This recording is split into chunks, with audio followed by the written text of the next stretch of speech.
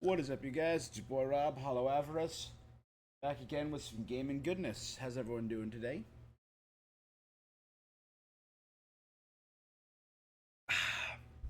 So, earlier this morning, I did a reaction to the Snezhnaya trailer, Transcendence, Sun and Snow, and it was awesome. It was really cool. I wanted to think about some of these characters. I wanted to analyze some of the stuff that we saw. And then maybe do a little bit of gaming. So, we got a lot of characters. I think they said...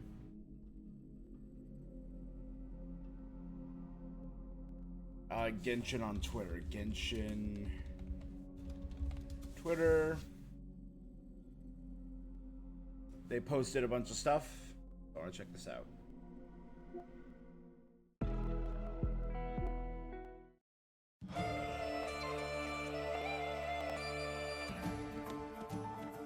We got some stuff from Marionette. Yeah, Nico's birthday.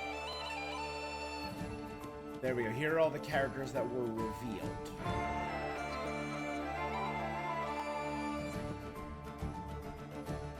Alright, so we have Vodianitsa, who we know a little bit about. She's one of the characters we know the most about, which is not a lot.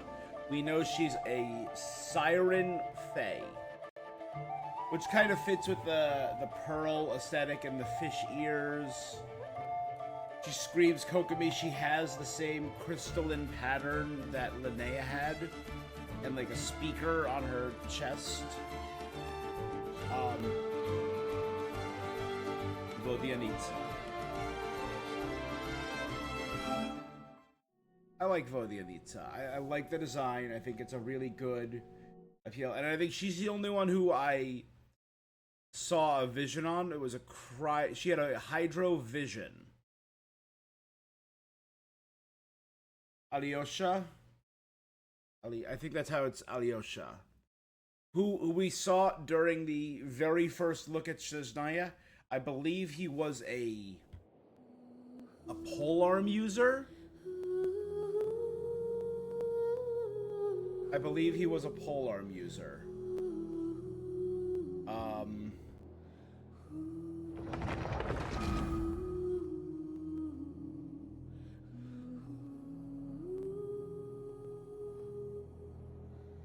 The first look at Snezhnaya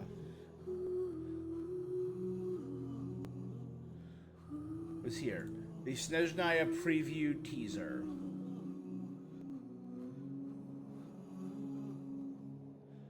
From a month ago. There. So there's Alyosha. He has the same hood. Again, it's giving wolf, but it's also giving like mustache, kind of like Yeti Fae. So we know he's a polearm user.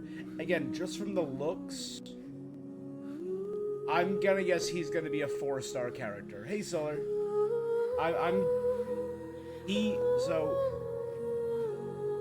Vodianista screams 5-star.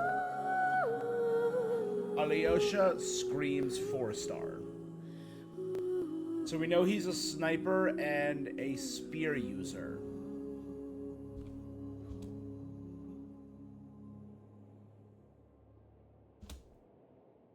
I think he's gonna be an electro character. So there you go. So he's an electro polearm. Again, I really like his cloak. Ooh, also, hold on.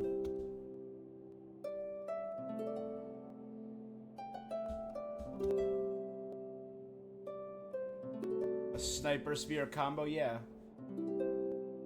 Isn't that kind of what Lowen is right now that just released, though? He is a polearm user with a crossbow. Alright, I like the... I'm guessing if he's a 4-star, this is going to be a generic polearm then. I wanted to look at his leggings, because I think I want to check something out in a minute. Like fur-lined boots, red and blue. And that's when we saw... Again, I really love the look of this, because it looks like the Traveler throws a spear, so it looks like the Traveler might be a viable attacker for the first time in a while.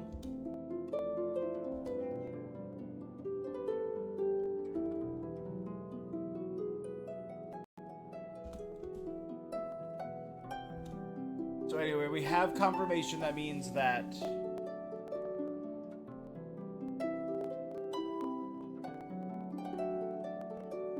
Alyosha is going to be at least an Electro character.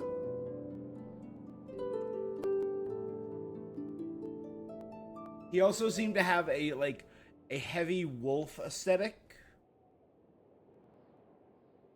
Odette, who I think Odette might be my favorite female character that we saw. It looks right here. This kind of looks like a stellar linchpin. Just by the shape of it. It has that star shape that we saw on Sandrone's. And it looks cryo. So she could have a cryo stellar linchpin. I could see her being... I don't know, she looks like a very well-designed character. So I would assume she's a 5-star.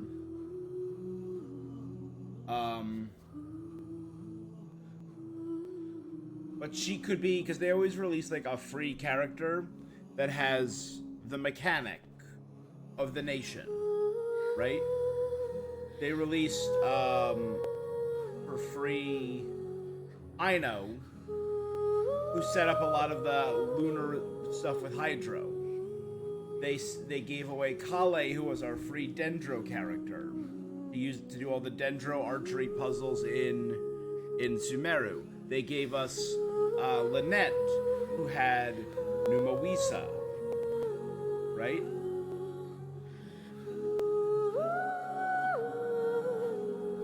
And they gave us Kachina, who had phlogiston and like wall climbing.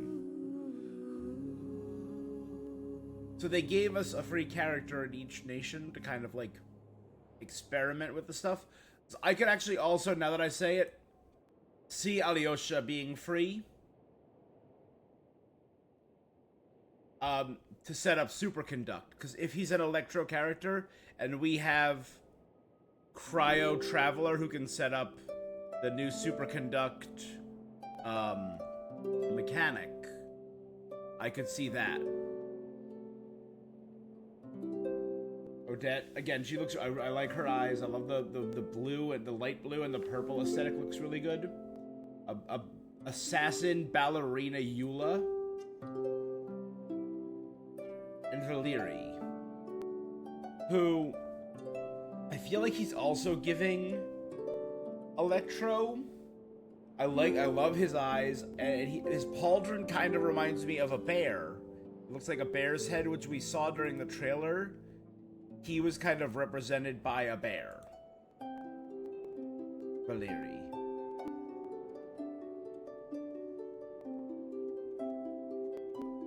I could see Valeri being a big seller. I could see Odette being a big seller. Vodianitsa, who knows? Then they kind of returned to this. So, Puccinella I'm interested in, because I've been, again, advocating for a playable Puccinella forever. I really want Puccinella.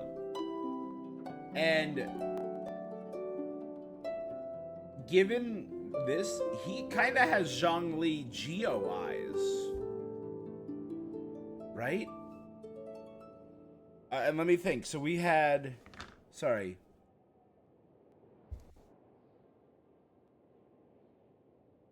We had the captain, who was a cryo character from Conria. The doctor... The doctor always had multiple elements. That was kind of weird about the doctor. He was never just a one-element guy.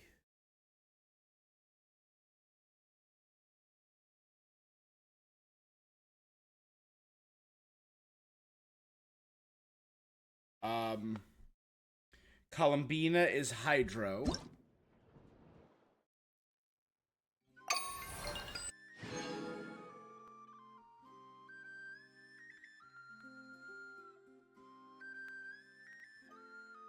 As long as I stay on this, actually, I won't need to. We can listen to some not crime music. There you go. All right, so my pen.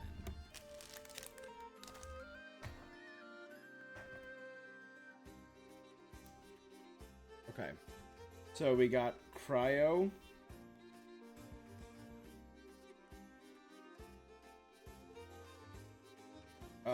We don't know what the Doctor's original element was.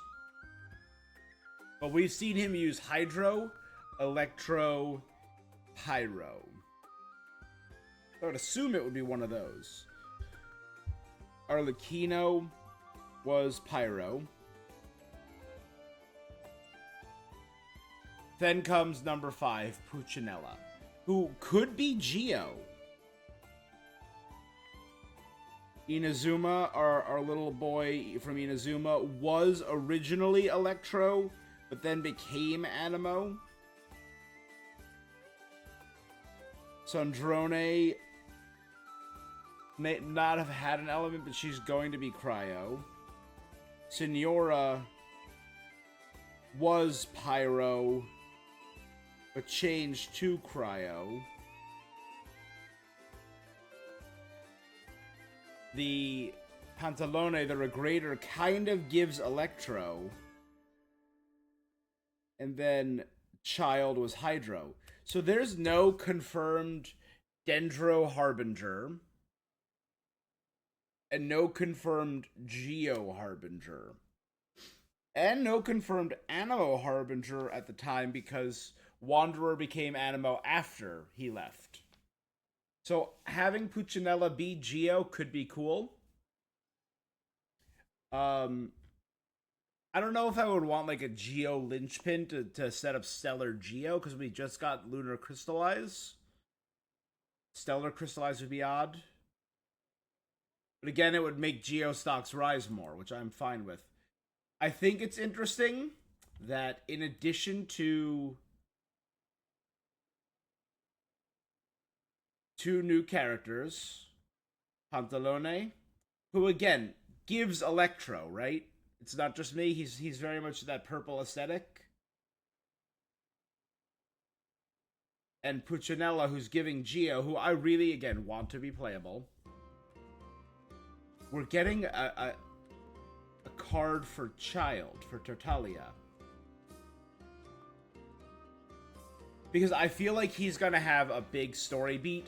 I feel like they set up a lot with him in Liyue, right? Learning about his family, his siblings back in Snezhnaya, who are being looked after by Puccinella, who helped raise him. Puccinella is a father figure to Tartaglia, and before the whole Skirk training, he works with... He obviously trained under Skirk, so he has ties to Sertologi, a sinner. The name he was given was Ajax, which obviously has a lot more history to it now. That we know that there was a Snezhnayan hero named Ajax. So is he named for that Snezhnayan hero? And it's been all but confirmed that Ajax was another name for the 3rd Descender, Saralainen. Genshin 3rd Descender name. Saralainen, yeah. Saralainen. It was in the Hymns of the Far North. Saralainen was slain by the Heavenly Principles, his remains turned into Gnosis. And we know that Saralainen was the lover of the Tsaritsa. I'll get to that in a minute.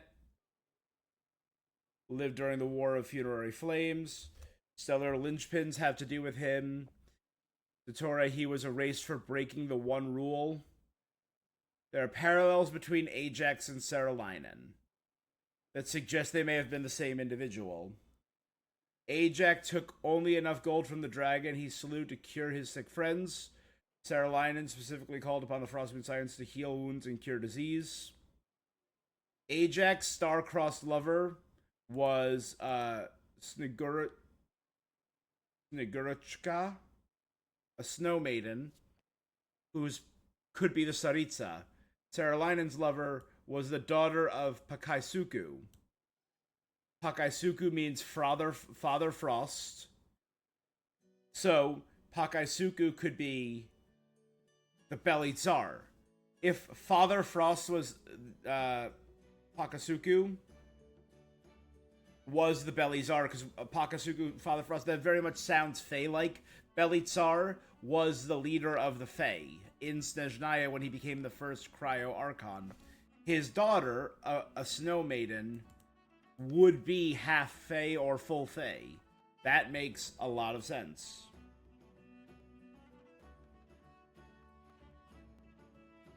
So I truly believe that Ajax and Saralainen were one and the same.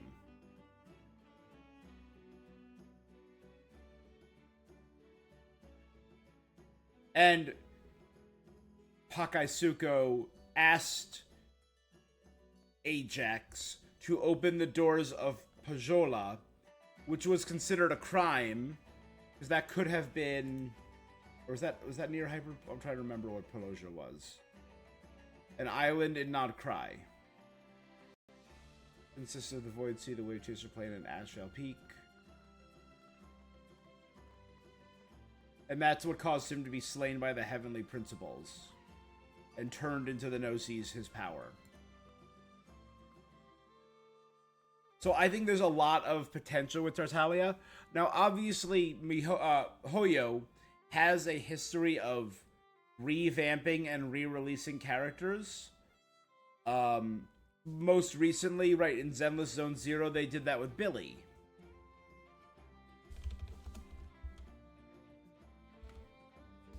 Right, obviously, Billy was one of the very first characters released in Zenless Zone Zero, member of the Cunning Hares, ally, very fun, pew pew pew pew. But he was recently revamped as Starlight Billy and re-released as an S-rank character. So he was an A-rank, right? An A-rank physical, but they just re-released an improved version of him as an S-rank physical. He gets a whole new portrait. So I think it could be cool if we get a Foul Legacy child as a character. I think that could be cool. And then they could release revamped characters. You know? I don't know who else they would revamp, but giving us Foul Legacy child could be really cool. I mean, there's a lot of characters, so I doubt they're going to do that. I assume we're going to get Regrator.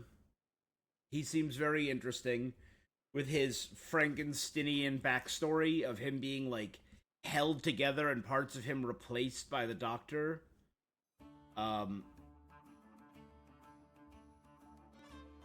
We obviously are getting Marionette, getting Sandrone. We're going to be learning about all of her stuff in the upcoming summer event, which is in 4 days. Tuesday or Wednesday? Wednesday, yeah. Arlecchino is just back. Vesna looks really cool. She's part of the Druzhna, I think they said, which is like the police force of the... I love her big old poofy... Okay, oh, she has an Animo linchpin. So she does not have a vision, she has a stellar linchpin of Animo. So are they gonna set up, like, Stellar Swirl? And that could improve all elemental reactions in Swirl? That could be cool. Or would it only combine with select ones? Like, the Stellar Linchpin for Cryo and which makes sense because Genshin buffing old characters who are getting buffed. Hold on.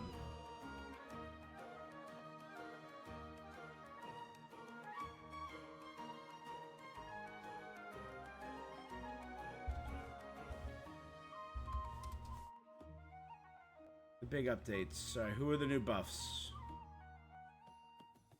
Right here, yeah, okay. Among the buffs, we have Risley, Chi-Chi, and Diona, who are cryo characters. We have Beto, Sino, and Yaimiko, who are electro characters. That makes sense, those 6 getting buffed for Stellar Conduct, but they're also buffing Yumi Mizuki. So if they have more Animo reactions, buffing an older Animo character makes sense. That could be cool. So let's just talk about Vesna. I love the fairy look. I love that her wings become part of her cloak back here. I like her design. She has a very heroic, light, and cute design. She's like very noble, but also very. It doesn't look like these guys back here look very regimented, but the light colors, like the pinks and the light, like the seafoamish blues, and the white and the gold, they make her look very light and fun and free. So I think it's interesting. All of them are holding swords. Is she gonna be a polearm user? Because that doesn't quite look like a sword. We don't know what Vodyanitsa is gonna be. I assume Vodyanitsa, again, I see a singer and I immediately go to like Kokomi and like Catalyst. So I'm assuming a Hydro Catalyst, Electro Polearm, we know that. That's the only confirmation I think we have. This, again, screams Cryo Stellar Linchpin right here. But we don't have a weapon. We saw her wielding a dagger, but that's it. No clues on this guy. He had that bear in the trailer. And it looked like he was either a sword or a claymore user.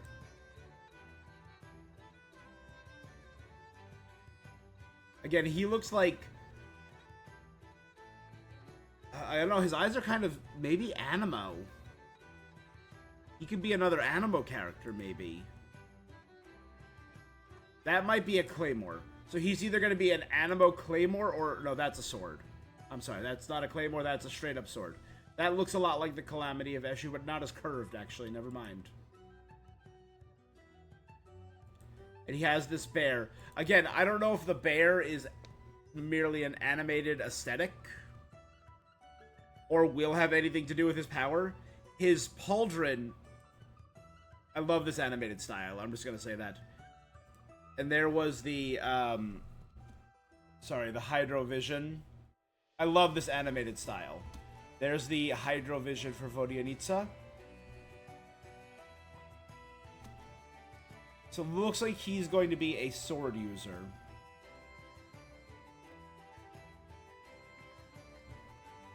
Here's Odette using a dagger, which, again, I find very interesting. And she has this very feathery aesthetic.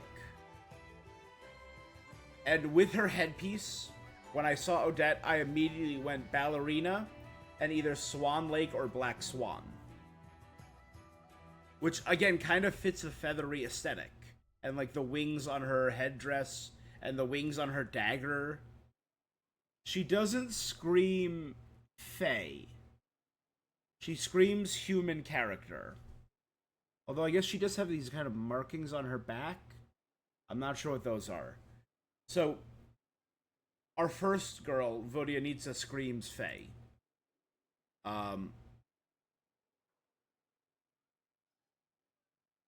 These three scream human.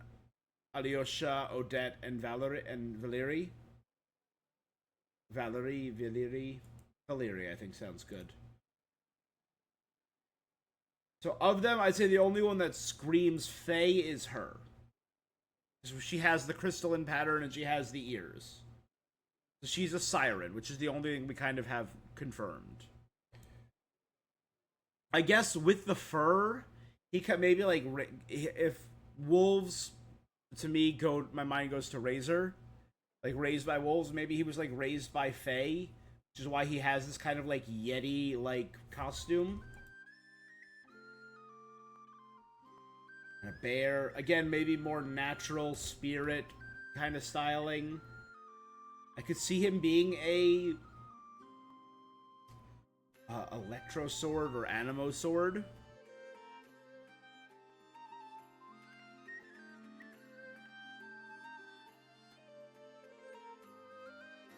Alright, so let's go back, sorry, to Vesna.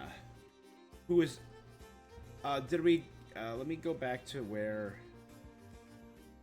Again, I'm very excited for Puccinella. I want playable Puccinella. Nothing really on his outfit that we haven't seen before. Again, the reason I'm still hoping that Puccinella will be playable...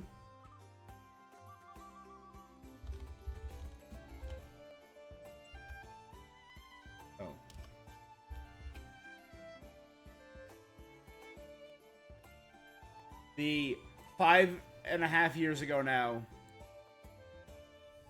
the Tevat storyline from September of 2020, so almost 6 full years ago, where they teased... That throne in the sky is not reserved for you. The throne in the sky is not reserved for you. I think that's all going to lead to our traveler sitting on the throne of heaven and restarting the world. But mortal irrigation never stops. None will escape the flames. See for yourself. The dragon who defended Mondstadt for a millennium finally faces his perturbation. Did that. What does freedom really mean? Diluc. When demanded of you by a god. And I love this line because it was so misleading, because Venti is the only god that never made demands. It was more of him questioning other people. The god of contracts, senselessly slaughtered as his people watched on in horror.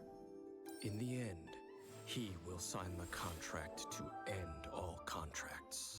We saw all that. We still don't know what the contract to end all contracts is. Because he signed a pact with Signora and the Saritsa to give over his vision, or to give over his gnosis. We still don't know the details of that. I'm hoping we get that. I'm hoping that's a big plot point here. Because we've gotten more about Zhongli in the past year, with him being Heaven's Star. And maybe tying in more with the angels. Again, I don't think we're going to get as much dragon lore. I think we got a lot of dragon lore in Natlan and Nodcry. I think this is going to be more Shades and Celestia.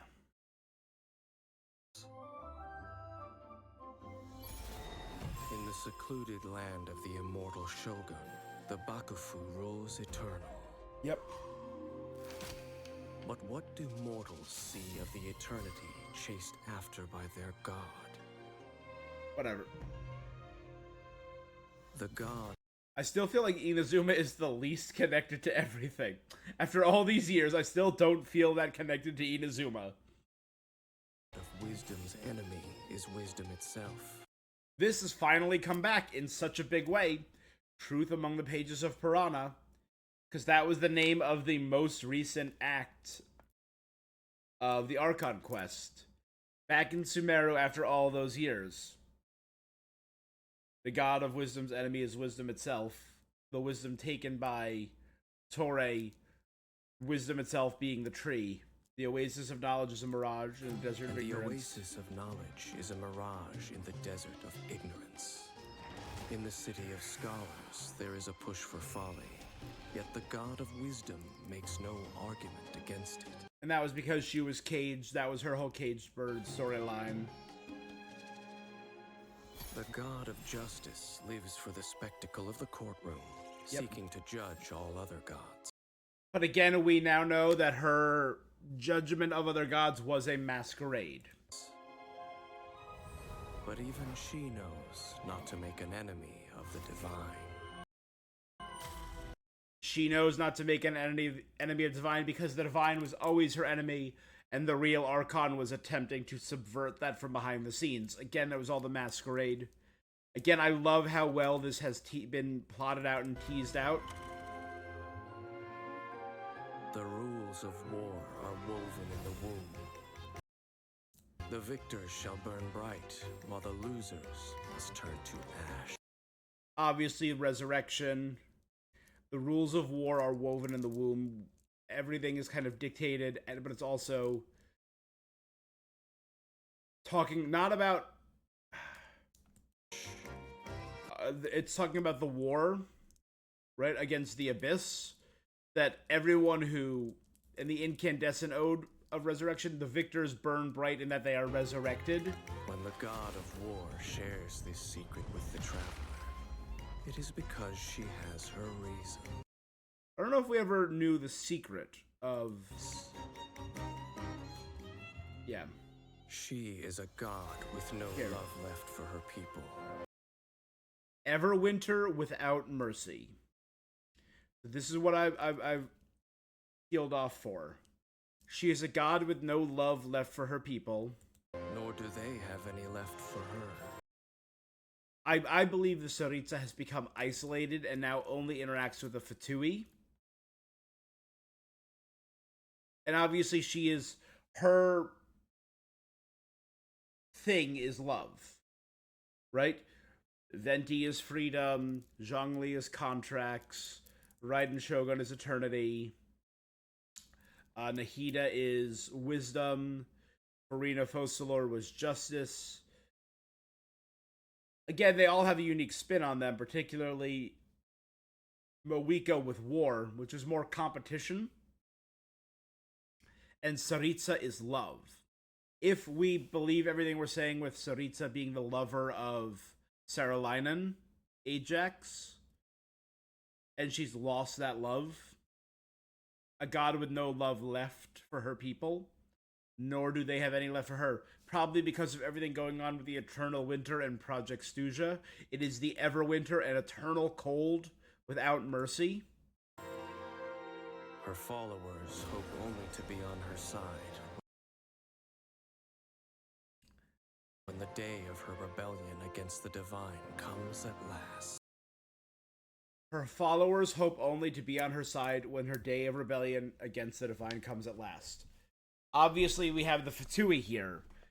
Every character we've seen in this trailer has been playable.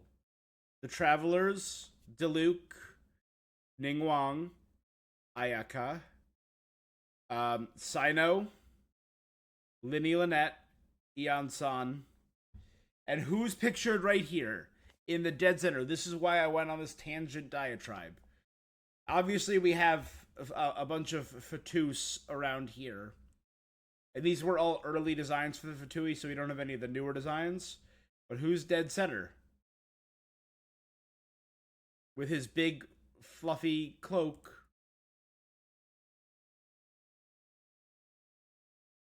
It's your boy Puccinella. This is why I think Puccinella will be playable. Fully because of this image.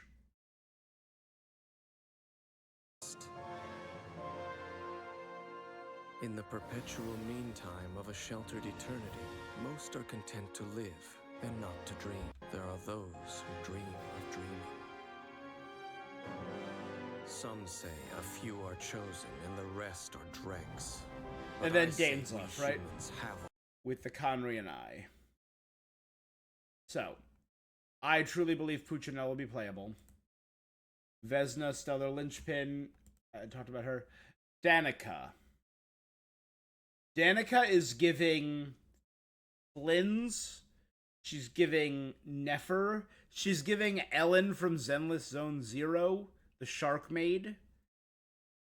Yeah, I think this is Nefer mixed with Ellen Jo from Zenless Zone Zero. right? Ellen and Flint. Sorry, Ellen's and Nefer, with a little bit of Flynn's thrown in there. I don't know. She kind of screams Animo to me. I guess a lot of the characters are leaning. I'm leaning that way.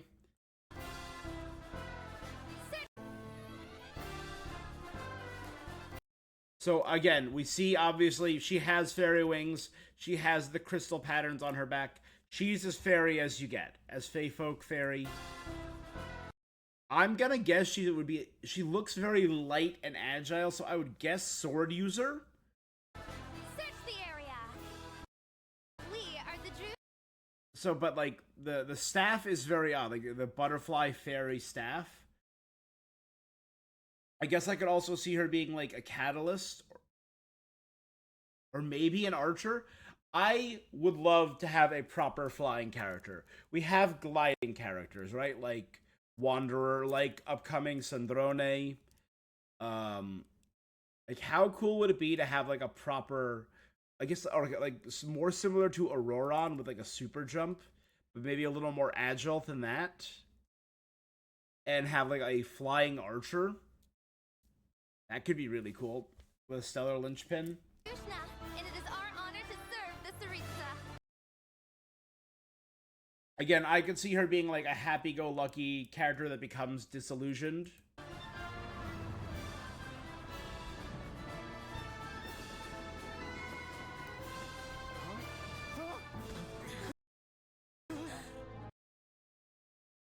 Alright, we haven't seen any characters with these kind of boots yet. So I don't know who this is going to be, who she's talking to.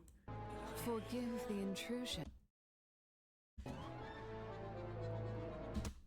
But you know what now with Danica? So we have Danica, Nefa, Noelle, and Sandrone. And we could have a whole maid costume team. Dope. Again, I'm not seeing Vision, I'm not seeing Stellar Lynchman, so it's probably on the back. Mind But again, I'm seeing like green highlights, which is why I tend to lean Animo if I in the join coloring. this private discussion. And again, this is very interesting. From behind her comes this warping Shadow Realm. I don't know if it was just the transition, but I'm like, it could be magic. I could see her being a catalyst user.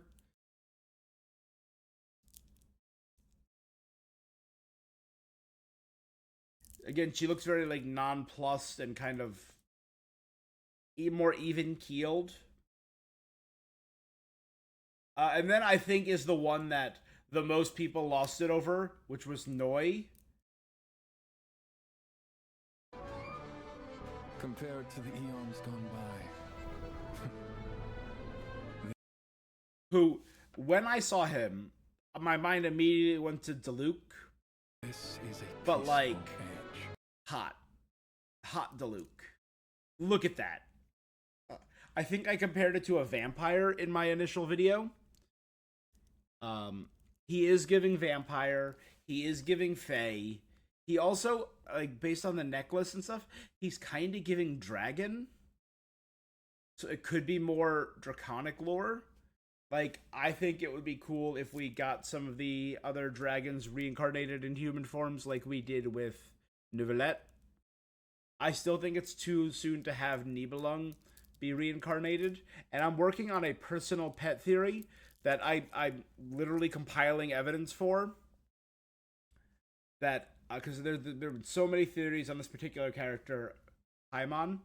I think Paimon might be a fragment, not of the Heavenly Principles, not of Asmodee, but of Nibelung. That's neither here nor there. So, when I saw him, my immediate thought... Oh.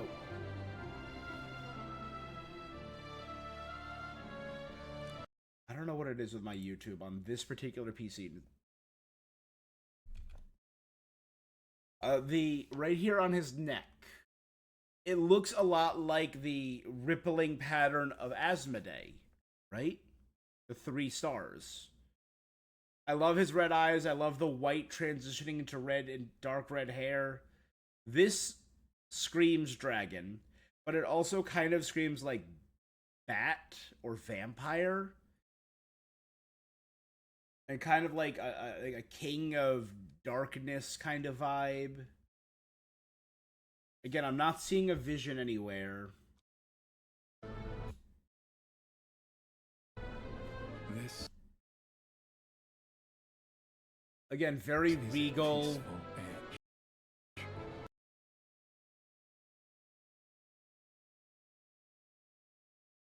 I think he's going to be one of the best-selling characters in this game. In this region, I think he's going to be one of the best-selling. 100%. Look at him.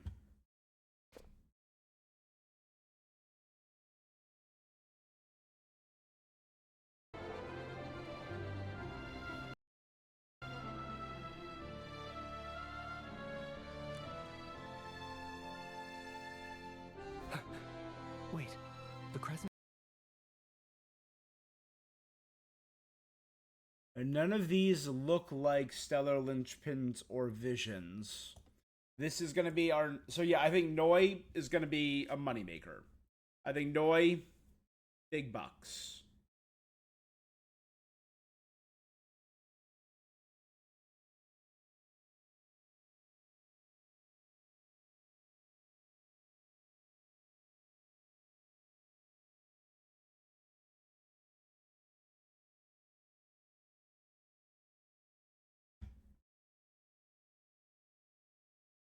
I don't know what the shit's going on over here.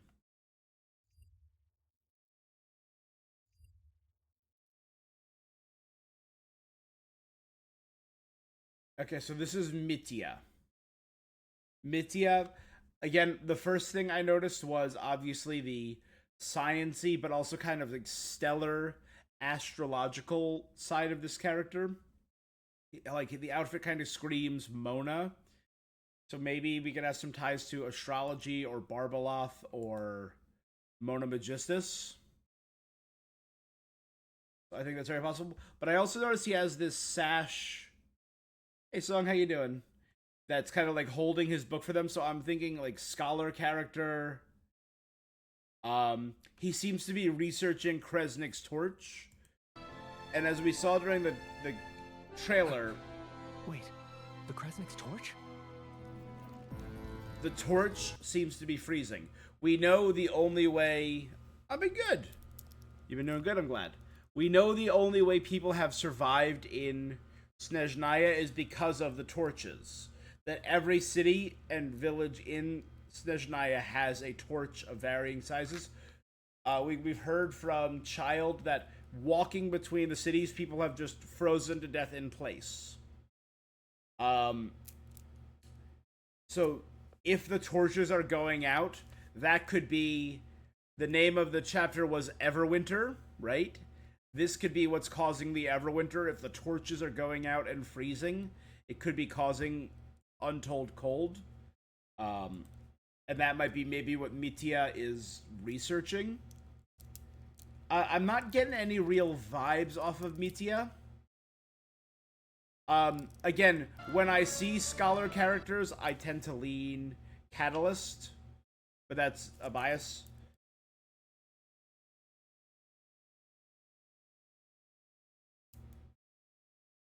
Here comes the stereotype of Hoyoverse and Snezhnaya. I mean, so far the only stereotype is all the characters look amazing. All the characters look gorgeous is the only stereotype. Because then after Mitya, I don't know, I could see maybe like a electro archer or an electro bow user. I don't know, or maybe Pyro, and that's why he's researching Kresnik's torch. That could be cool. His design doesn't scream Pyro to me. And then obviously, people are saying Anastasia. I've heard Anastasia. That's Anastasia. Anastasia Fedorovna Snezhnaya, who is gorgeous. Holy crap, the design on her is so good.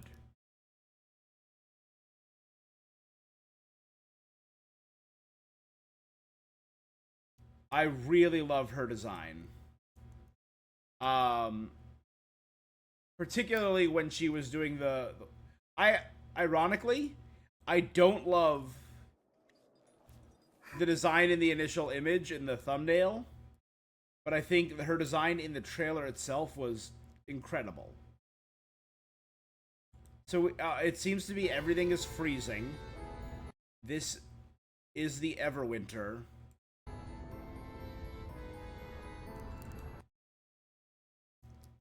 I mean, I haven't seen a lot of like big Russian stereotypes so far. Like I think we got some pretty varied characters.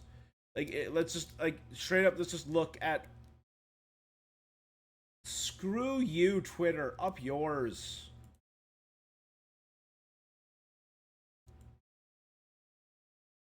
X.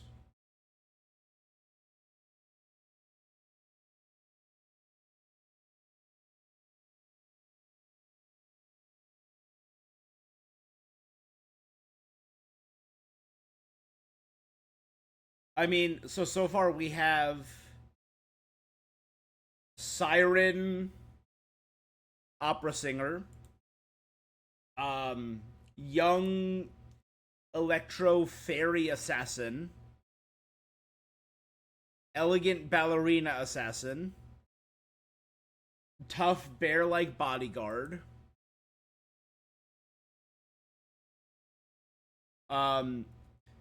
we know Tartaglia is from Snezhnaya, Pantalone is from Leeway.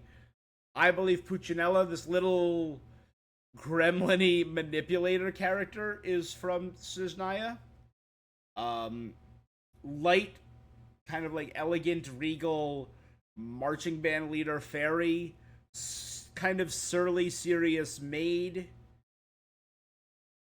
hot vampire daddy, young, kind of like disheveled but kind of cute looking little researcher boy, and elegant snow goddess. I mean, it seems like it's a pretty good variety. It'd be funny if in the Snezhnaya Arc and Quest they made every person. I don't think they're doing that. I think that seems very opposite of what they're doing. I don't think any characters seem quite like that.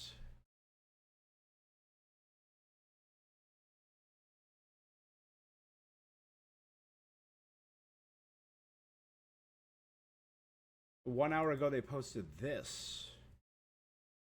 Marionette, 7th of the Fatui Harbingers, interprets all for now gone through the prisons of mathematics. Cryostellar Linchpin. Constellation Narciso Rulegium. That's interesting. Tied in with the Narcissenkreuz. Title Mirrored Analysis. Affiliation Fatui, birthday January 13th. Stellar Linchpin. Said to be related to the third Descender. What's connection to Alain's legacy? A new problem has brought on something. I'll have to find a way to deal with it.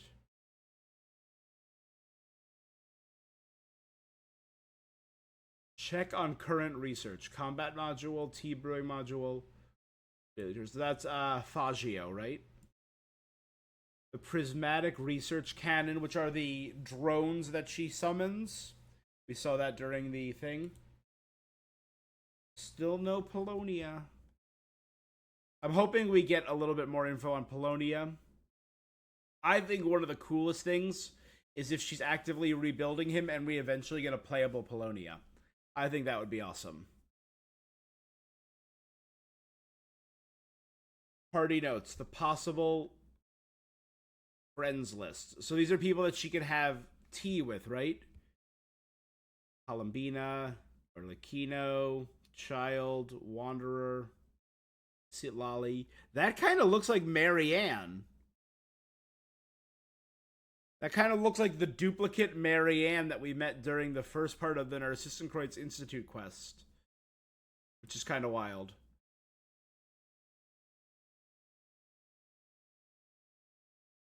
So, obviously the big final character is Anastasia Fedorovna Snezhnaya, who is most likely the princess mentioned in Ajax's story. The wife of Severin, the third descender, which would obviously tie in very much with the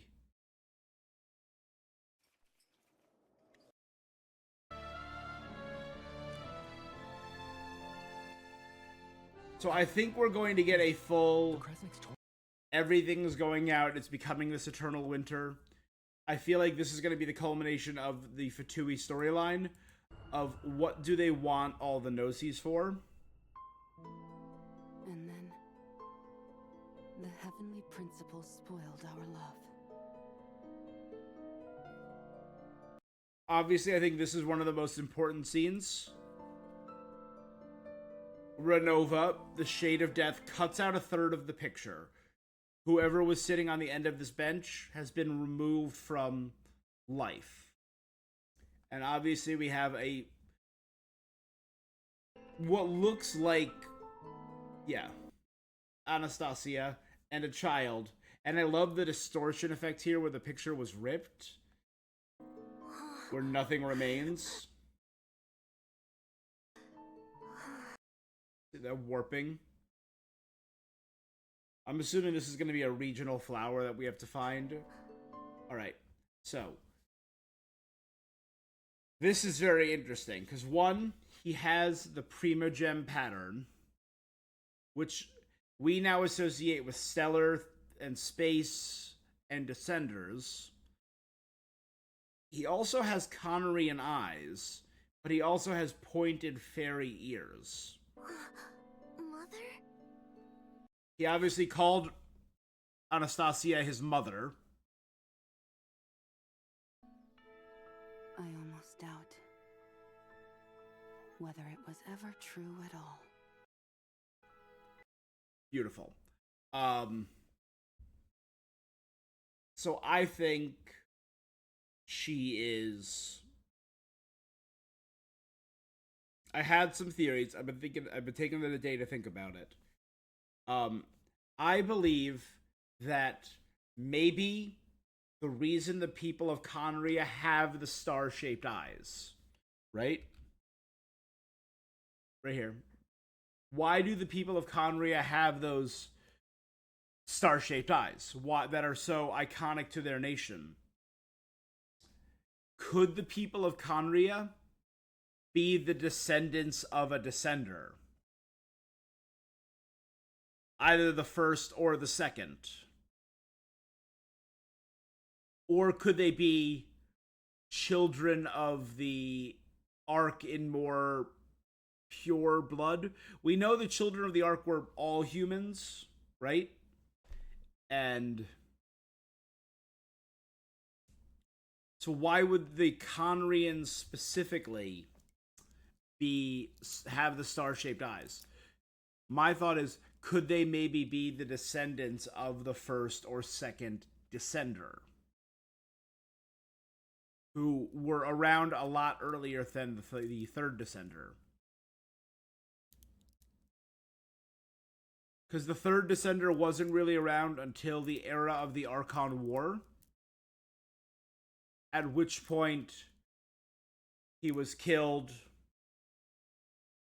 The belly and the princess's father would be made the first cryo archon, the Belly Czar, using the cryognosis.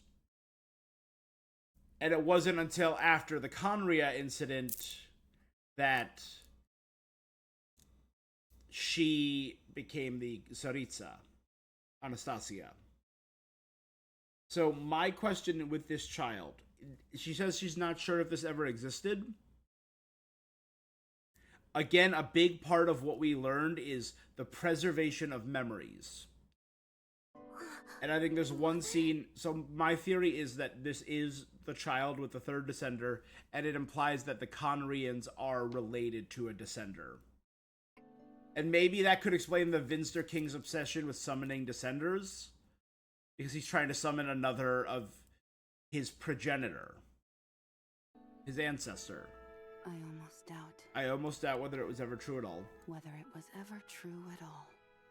And it seems when this child gets up to give it the touch and the freeze.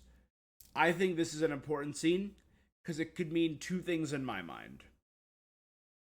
One, this child could be gone, and this is her attempting to preserve the memory. We also know that freezing and preservation is a way to counter. Obviously, it's been there since the beginning of Genshin. The idea of erosion and corruption. Time makes us forget. And I think this was very much set up in the most recent world quest with the Temple of Space. That the purpose of the Temple of Space was to preserve people and places, literally spaces, outside of time. So they're in the Temple of Space, so they're removed from the temple and effects of time to counter erosion. And I feel like this is the same thing. Freezing is a way to counter erosion. So my personal theory is she's either freezing these memories, or what I think is cooler, if she actually froze and preserved her child. And there's two reasons I could think to do this. One, if her child is Conrian, could she have froze them to protect them from the curse? Because they talked about, in the beginning, Vodyanitsa and Aloysia were talking about how all the rules of this world are actually a curse. We obviously have the curse of immortality and the curse of the wilderness. So if he's half Conrian, he should be a Hilichurl. But he's not. So could she have preserved him to maybe protect him from the rules of the world, the curse? The other thing, if it's the preservation of memories, could she have frozen her child to protect them and make it so they do not live in a world without their father? If the third descender was chopped up and his power was turned into the Nosies, could the Tsaritsa have waged war to try and restore the third descender? And she's trying to bring back Severine Ajax and wants their child to live in a world with that, because that is love. We've seen the downside of every pillar of the Archons, right? We've seen the downsides of war in Natlan. We've seen the downside of wisdom in Sumeru with the sages. We've seen and the Doctor. The downside of justice,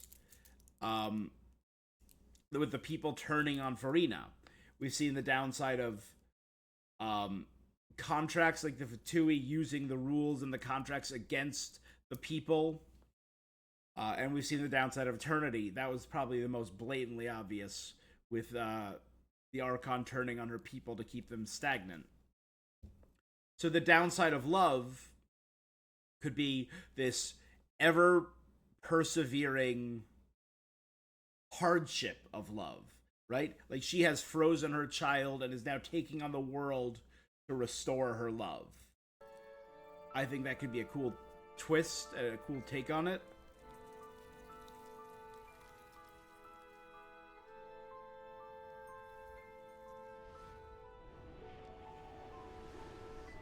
One should not throw fragile driftwood to a drowning person. Okay. Nor give the illusion of warmth to those freezing to death. This, I think, supports my theory of freezing her child until she can restore the third descender. Don't give the illusion of warmth to those freezing to death. Don't give fragile driftwood to the drowning man. Don't create false hope, right? Until you achieve your goals, don't let other people know what your goals are. Let them live their lives or be frozen. I liked her last outfit, but this transition to this outfit is awesome. Death is not the enemy of love. I think both of these two are aura farming to hell and back. Renova floating before, again, a frozen Kresnik's torch. Which makes me think there's something about the Everwinter that is going to tie in with Renova. Because the Everwinter seems to spell death for Snezhnaya. Could it be related to her? Is she casting this frozen thing? Or is the Tsaritsa doing that to lure in Renova? I don't know. But anyway, the idea of death is not the enemy. The enemy is the promise made by false gods. The idea that The real enemy is the blessings given by deluded gods. Aura.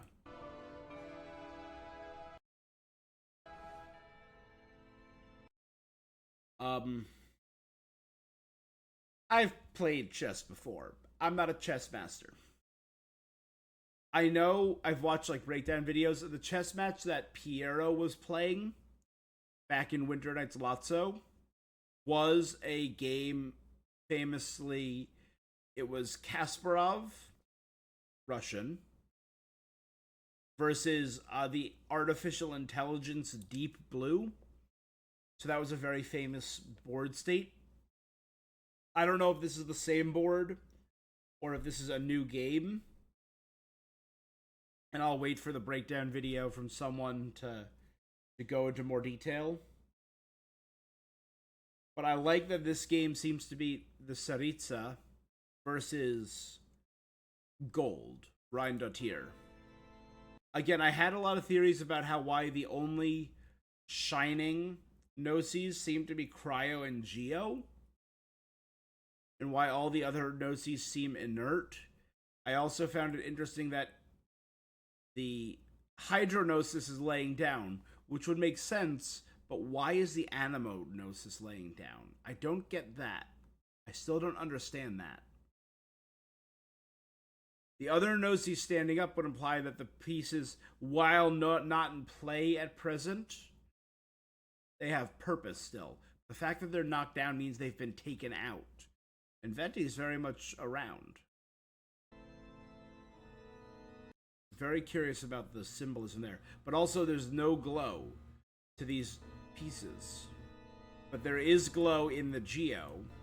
And there's obviously a glow in the Cryo. Which I think represents the Queen piece, because they all have different like purposes. I think this is the Queen. Good move. It was here, so I just moved one piece. So it could actually be the King piece, maybe. If it only moved one. And took a pawn.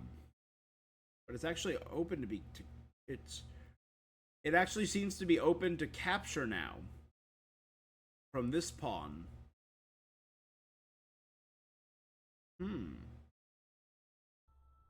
Still, I do hope you truly understand the nature of the game you're playing.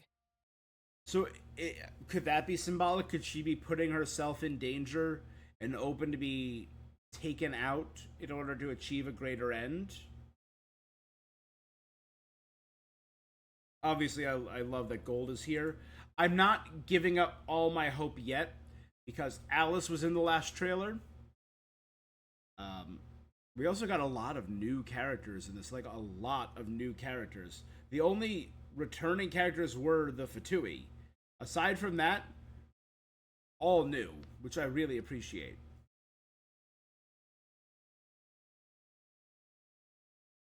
Right, like in the Not Cry trailer, we had new returning characters were technically Durin, but I won't count Durin, but like Albedo, Wanderer, Alice, who'd we'd known before, Varka, who we'd heard a lot about. Inefa, I guess, would be a returning character because we'd met her in Natlan. But this is like, aside from the Fatui, Feels like we got a lot of new characters. 1, 2, 3, 4. I'm gonna count Pushinella as 5, Vesna as 6, Danica as 7, Voy as 8, Mitya as 9, and the Sarita as 10. At least 10 new characters. And that seems pretty damn cool. I don't know why. Is it just this? Is it the Opera operating system? It refreshes the page every time I click on it. Yeah, see, it refreshes it every time I click off. I don't love that Opera.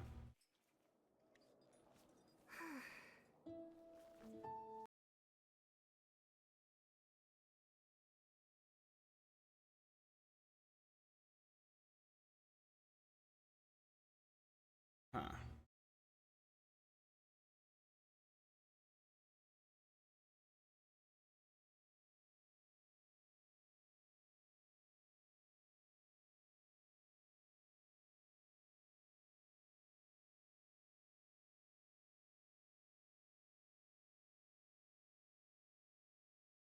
I don't know who I like the most. I think I like Noi the most. You know what? I want to check something out. I'm pretty sure when the Nod Cry trailer came out, I reacted to it and ranked what I was most excited for. Um,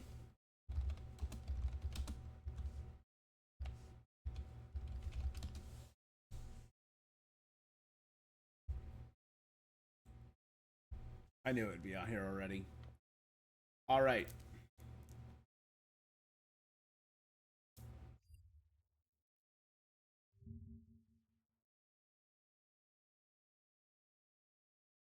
You know what? I'll do that over here. So I'm gonna quickly think. What am I most excited for in Snezhnaya?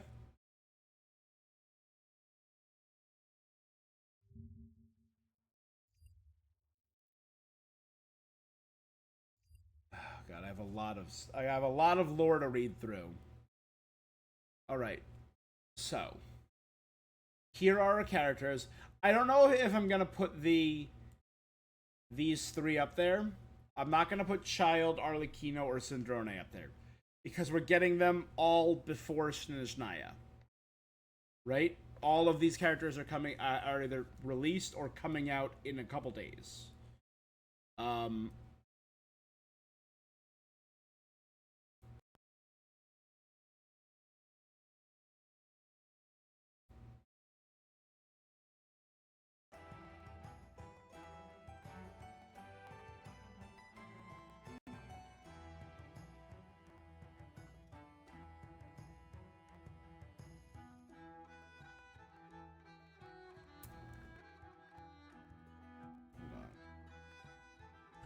Ooh, Minsliff released a lore analysis.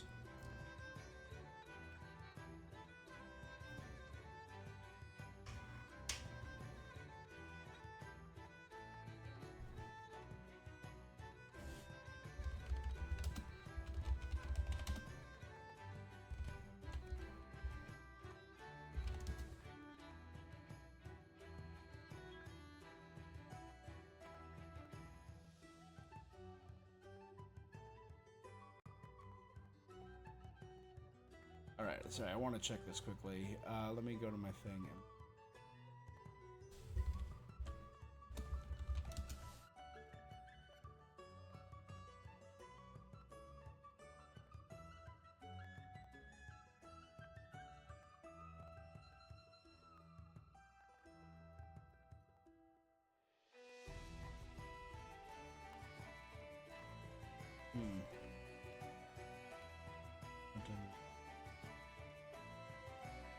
That was Luna 1,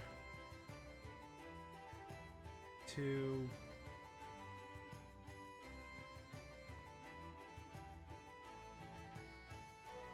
Song of the Welkin Moon.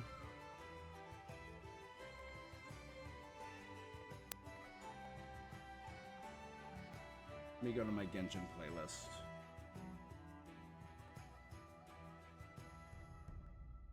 I want to see how I ranked the Not Cry characters and see how foolish I was.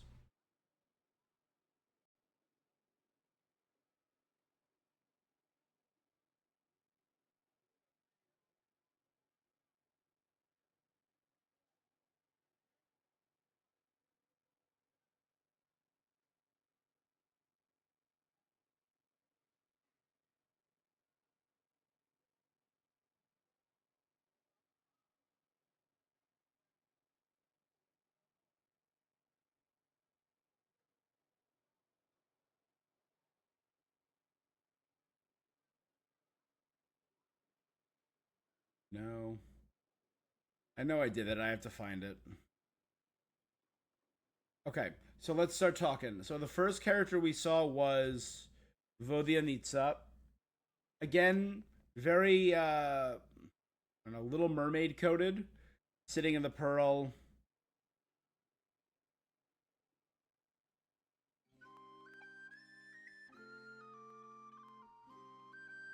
I don't know. I'm kind of lukewarm on her. She looks cool, and I like the singing voice, and I like the aesthetic.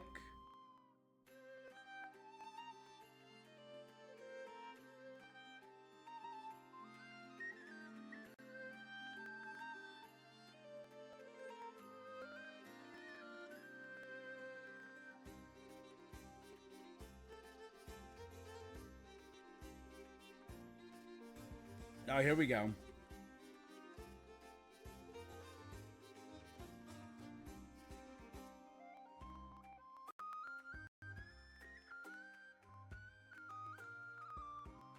And it looks like I was foolish.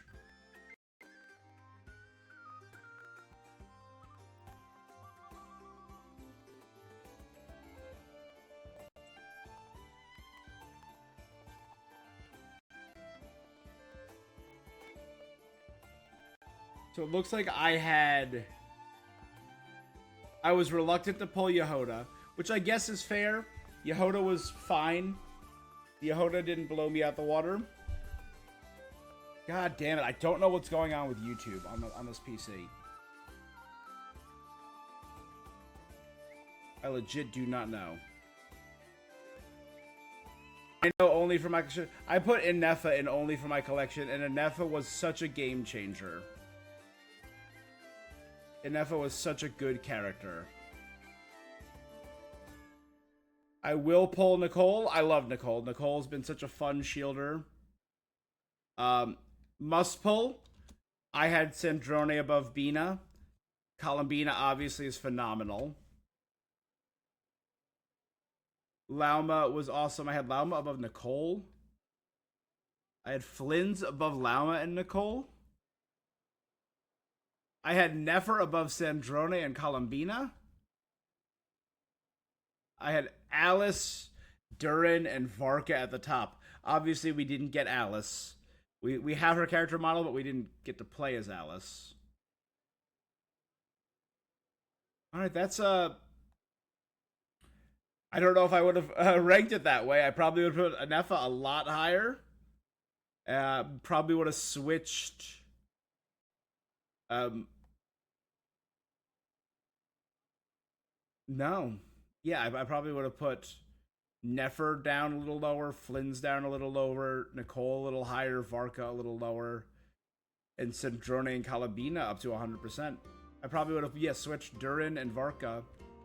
No, Durin has been a lot of fun. I've gotten a lot of use out of Durin. Alright, so let's see this. So Vodyanitsa I'm going to put in...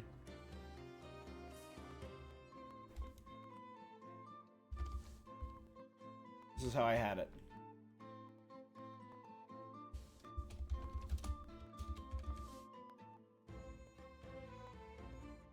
This is must pull.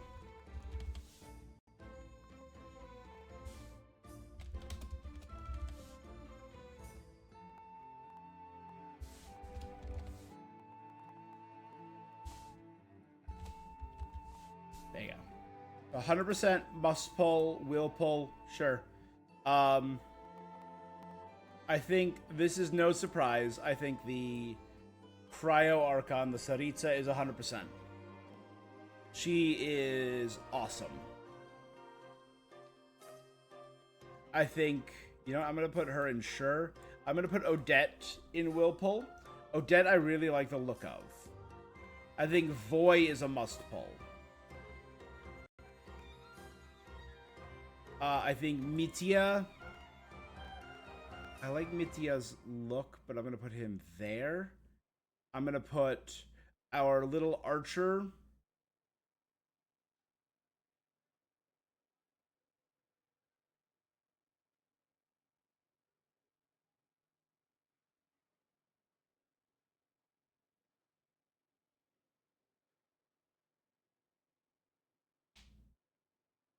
There. No. As the #1 Puccinella main in the world, I think that is what I got. I think my #1 right now is the Tsaritsa.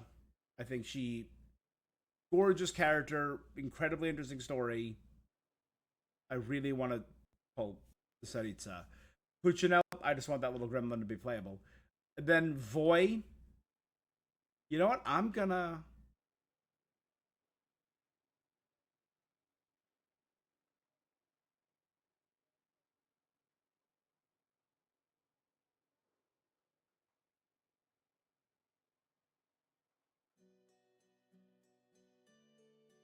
You know what?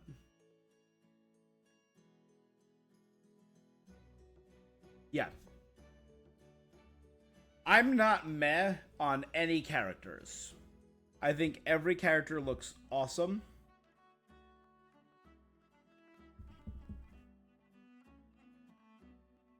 I don't know. I think aside from this guy, none of them really scream 4-star. They all scream 5-star, which I'm intrigued by.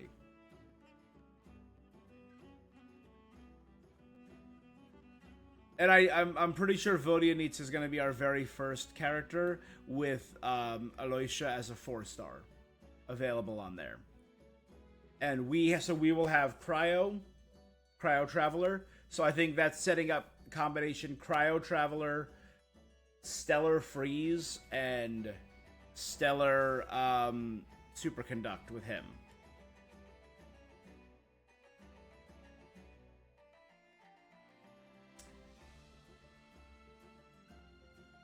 It seems like whatever's going on in the Opera House, that assassination storyline ties in these 4 characters. Then, still don't know what's going on with Danica, but she was on the train, so I don't know if she's going to somehow relate to the train and the alternate world. The Vesna and the Drushka seem to tie in a lot with the police force, and Mitya seems to tie in more with the Kresnik's Torch storyline. I have no clue what role Voy is playing. Again, he seems like some kind of regal, ancient fairy king kind of archetype. He's the only one I got no read on, right? Because Tsaritsa in charge, Fatui, yeah. These two, Fatui Harbingers, yeah.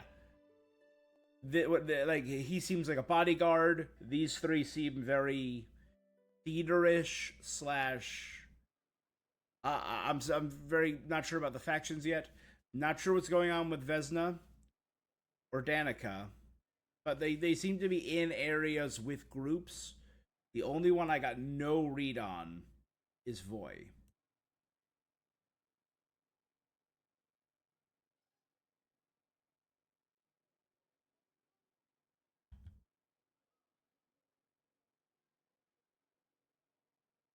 Yeah. I'm intrigued by it though, right?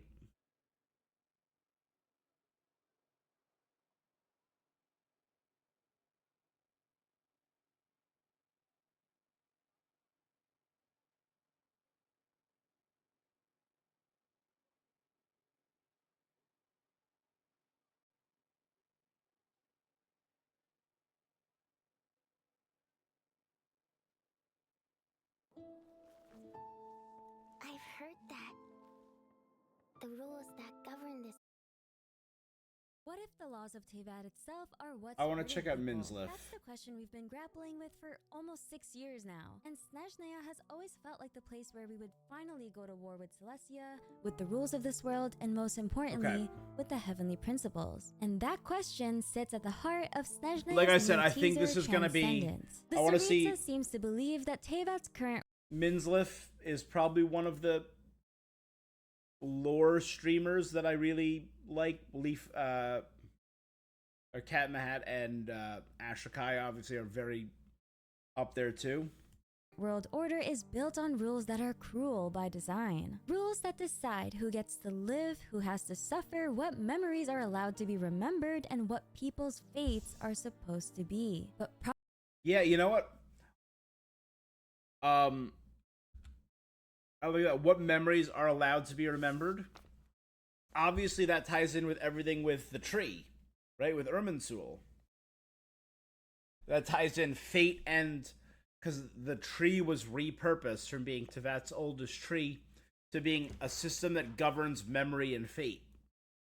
And with that gone now, memories are allowed to be remembered and what people's fates are supposed to be. But Project Stuja might be her attempt to find a way out of this mess. And I like the world. idea that, If the again, it all dreaded Project ties in Stuja with is meant to free Teyvat from a broken the system. curse of fate. The teaser makes it clear that Snezhnaya is unfortunately the one paying the price first. The country's already divided over this project, and there are people who want it to stop. But when we get to the Tsaritsa's story, I think we start to understand why she sees this world so differently. The Tsaritsa doesn't think death is the worst thing that can happen to someone. There may be something worse. Tragedy shaped her entire view of the world. She's a mother, she had a child, and whatever happened to her family may be why she hates the idea of divine blessings so much. Today, we're doing a full lore analysis and breakdown of Genshin's brain. We'll get into all the juicy theories, like who is the father of the Tsaritsa's child, and more. We know. To understand the Tsaritsa's plan, we have to start with the person who tells us what this entire story is about. Vodyanitsa. Yes, my daughter, Lohan's sister, our family's growing. The teaser opens with Vodyanitsa performing on stage. She's the prima soprano of the Korolevsky troupe, and she's also a stolen fae. Narratively, she kind of sits at this interesting intersection between Snezhnaya's public culture and entertainment and its ancient mysterious history. Love that for her. She says the rules that govern this world are all essentially curses. So to live by the rules means to suffer under the sum of all curses. So rules of the world, I think, not only tie in with memories and fate, but also visions, the Archon system. This is basically an underlying theme we can expect in Snezhnaya's Archon quests. The people of Teyvat are living under a system they might not even fully understand. And eventually, someone's going to reach a point where they decide they can't keep living under those rules anymore. Then Alosha asks if she's talking about the snowstorms, Project Stuja, or the Tsaritsa, which are the core problems we're about to encounter. Snezhnaya is cold, harsh, and difficult to survive in. Its people have to live with hunger, danger, isolation, and a landscape that can quite literally kill them at any time. I'm getting flashbacks to Dragonspine. The cold doesn't care whether someone's kind, innocent, or loving. It just takes what it takes. Then there's Project Stuja, which has become a major problem due to the choices made by the Fatui. The way resources, safety, military power, and even people's futures can be controlled by leaders who are so far above them that ordinary people have no real say in what happens next. And then Alosha brings up the Tsaritsa herself, which is sad to think about. Does that mean Snezhnaya's rulers also part of the problem? But Vodyanitsa seems to be people talking have about no the love for deeper her. rules of Teyvat itself. The heavenly principles built Teyvat's current world order around laws of fate, life, death, time, space, etc. It governs Teyvat through an imposed system of laws that can be enforced through curses. So when people defy the order, they get cursed. Curse of We've heard about immortality, curses curse of a the lot in wilderness. Genshin. The curse of immortality and the curse of the wilderness being the biggest. Yep. The clearest example of them is Conria. After the cataclysm, the people of Conria were punished. Pure-blooded Conrians were cursed with immortality, while others were transformed into monsters, namely Hilichurls. And the horrifying part is not just that people died. For some of them, death was taken away. They were forced to keep existing while their bodies and minds slowly broke down. With the curse of immortality, survival isn't always mercy. Like, Dainsleif managed to overcome the curse of immortality. Or, I should say, sorry, Carabear's father, Clothar, Alberic, the captain, Dane found a way to manage the curse of immortality to keep his body in mind. Some people, like the captain, could not, and their bodies rotted. Sometimes survival itself is the punishment. Just imagine being immortal, watching everyone you love grow old and die while you're forced to keep living in a world that feels more and more unfamiliar to you with every passing year. And I think that may be a setup for a huge part of the Tsaritsa's story. Later in the teaser, she says that death is not the enemy of love. That's such a strange thing to say unless she's seen something worse than death. The true horror of Teyvat is that there's a system or authority deciding who can live, who must die, what memories matter, what kind of love is allowed, what fates people are allowed to have, and what price they must pay for divine blessings. So how do we fully break out of the system? In the teaser, Alosha pulls a gun on someone in the audience. Valyri stops him and they start fighting. Alosha seems to call in wolves and Valyri's shadow becomes a bear. And while they're distracted, Odette slips behind the target with a knife. There seems to be a rebellion brewing and Alosha and Vodyanica might be part of it. Alosha might actually be Alosha Dmitrievich, who was first mentioned in Nodcry. He was a lightkeeper assigned to the Snowfield Falcon. Member of the Snowfield Falcons Investigation Squad. Investigation squad, but he was later suspended after being caught drunk while on sentry duty and reassigned to logistical work. It's not confirmed that they're the same person yet, but it's worth noting. In a brief history of the Pale Starborn, King Mstislav's bear-shaped skull is preserved in the Zapolyarny Palace treasury, while the wolf-like Volkodlak clans were part of the ancient conflict that shaped early Snezhnaya. Ooh. So they would both, they might not be Fae, but they have like Alosha's wolves and Valyri's shadow turning into a bear might be a callback to Snezhnaya's ancient history in which the Belitsar defeated King Mstislav's fake coalition. The Belitsar was the first Cryo-Archon, right before the Tsaritsa. Speaking of Snezhnaya's history, there's also Vesna and the Druzhna. Before Anastasia became the Tsaritsa, the Belitsar ruled over Snezhnaya, where the Snowland Fae held most of the political power. The Fae princes governed their own territories. I think he could be one of the Fae princes. While the Belitsar could muster the Druzhna as one of his forces. But after the Belitsar died, many of those Fae princes refused to recognize Anastasia's. I remember early days when they said, hey, everyone on the right side looks like they're a playable character, because look at their models, they look, you know, playable. Everyone on the left, not playable. And what do we have? Two over here, Columbina and Sindrone, two over here. So that theory, and also dead, the Doctor. And maybe Pantalone will be playable.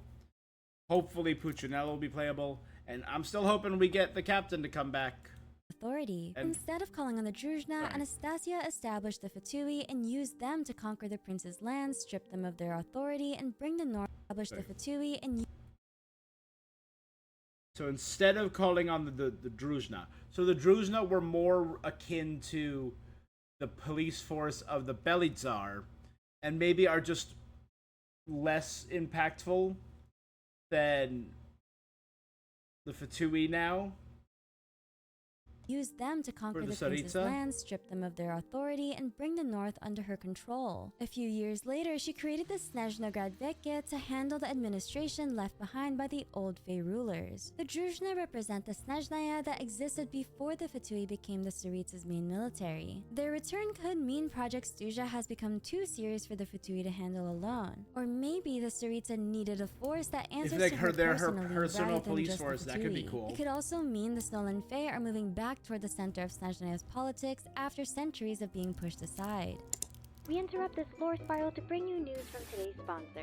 Today's video is sponsored by Aniba. Aniba makes top food in Genshin Impact. Here's your full name and comment down below. Thank you once again, Aniba, for sponsoring today's video. So, if we follow the rules, we accept fate, divine punishment, and basically let the gods decide what's good for us. But let's say we overthrow them, destroy Celestia, and the gods enforcing its order. That creates another problem. If someone destroys Celestia only to become the next person deciding the rules and fate, then nothing's really changed, right? For example, right now, the Irminsul is no longer managing fate, which leaves room for someone else to take control of it potentially. So Ooh, our only yeah. option is transcending the rules. In simple terms, The memories are transcendence being means handled by creating a world Aru. where people no longer need a god's permission to be free, which is where the Traveler probably steps in. But what about the Tsaritsa? Not only is she trying to defeat Celestia, Will we she become might the be next trying to decider create a of fate? future where no one gets to rule another person's life. Project Stuja might be her way of accomplishing that, but there are problems. Project Stuja is one of the Fatui's biggest and most expensive plans.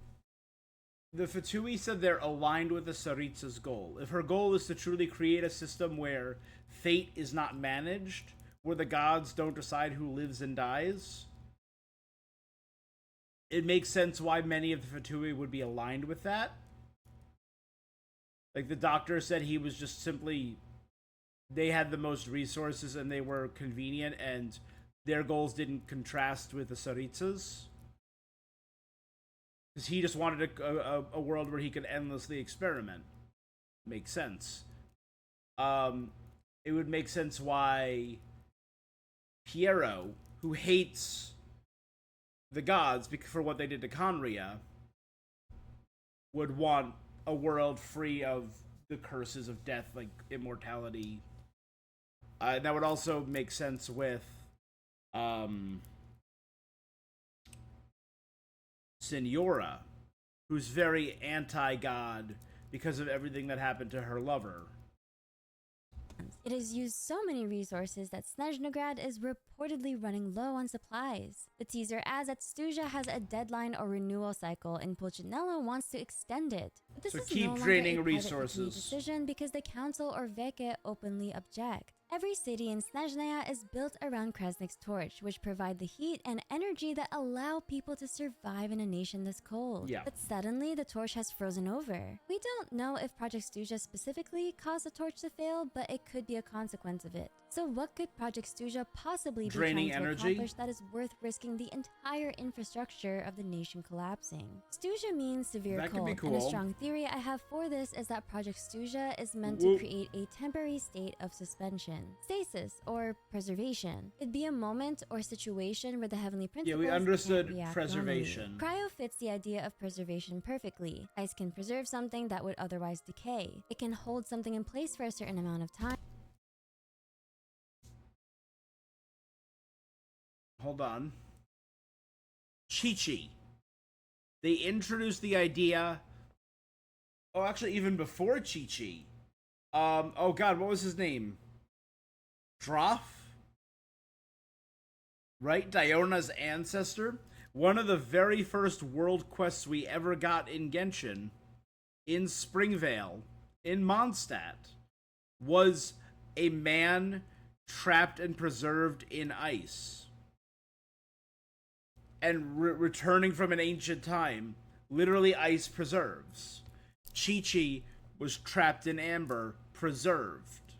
Or forever. So Project Stuja may be trying to create a situation where Celestia can't immediately punish, retaliate, or suppress Captain America whatever type, the yeah. Tsaritsa is trying to do. Project Stuja also involves something called Mistletoe. Mistletoe is the name of an ancient sword from Norse legend. It originally belonged to Thrain, an undead king. Genshin's Capitano is also named Thrain, and like the figure from the myth, he's been denied a normal death after Renova cursed him with immortality. The connection is probably intentional. In Natlan, Capitano defeated Renova by using her own rule against her. He forced Turning her the rule rules, over yep. death to contradict itself. That might be what transcendence looks like on a smaller scale. And maybe this is the kind of weakness in the heavenly principle system that the Tsaritsa was trying to find. I'd like to believe that Capitano was testing a theory of hers, but his actions in Natlan may have shown that even divine rules can be turned against the gods who made them. Speaking of the That's kinda Tsaritsa, cool. I can't believe we're finally seeing the Tsaritsa. I'm actually really happy she's an original design and not an Cryo-freeze. XP. Her full name is Anastasia Feodorovna Snezhnaya.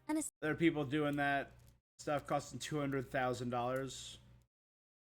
Well, that's the point, right? They can't survive. They are legally dead. But the idea is that somewhere down the line, 100 years, 200 years, 1,000 years, there will be a way to restore them. I personally think that's possible. We may have a way to restore them, but I don't think that's the problem. I think the problem is there's no way that facility is going to still be running in 1,000 years.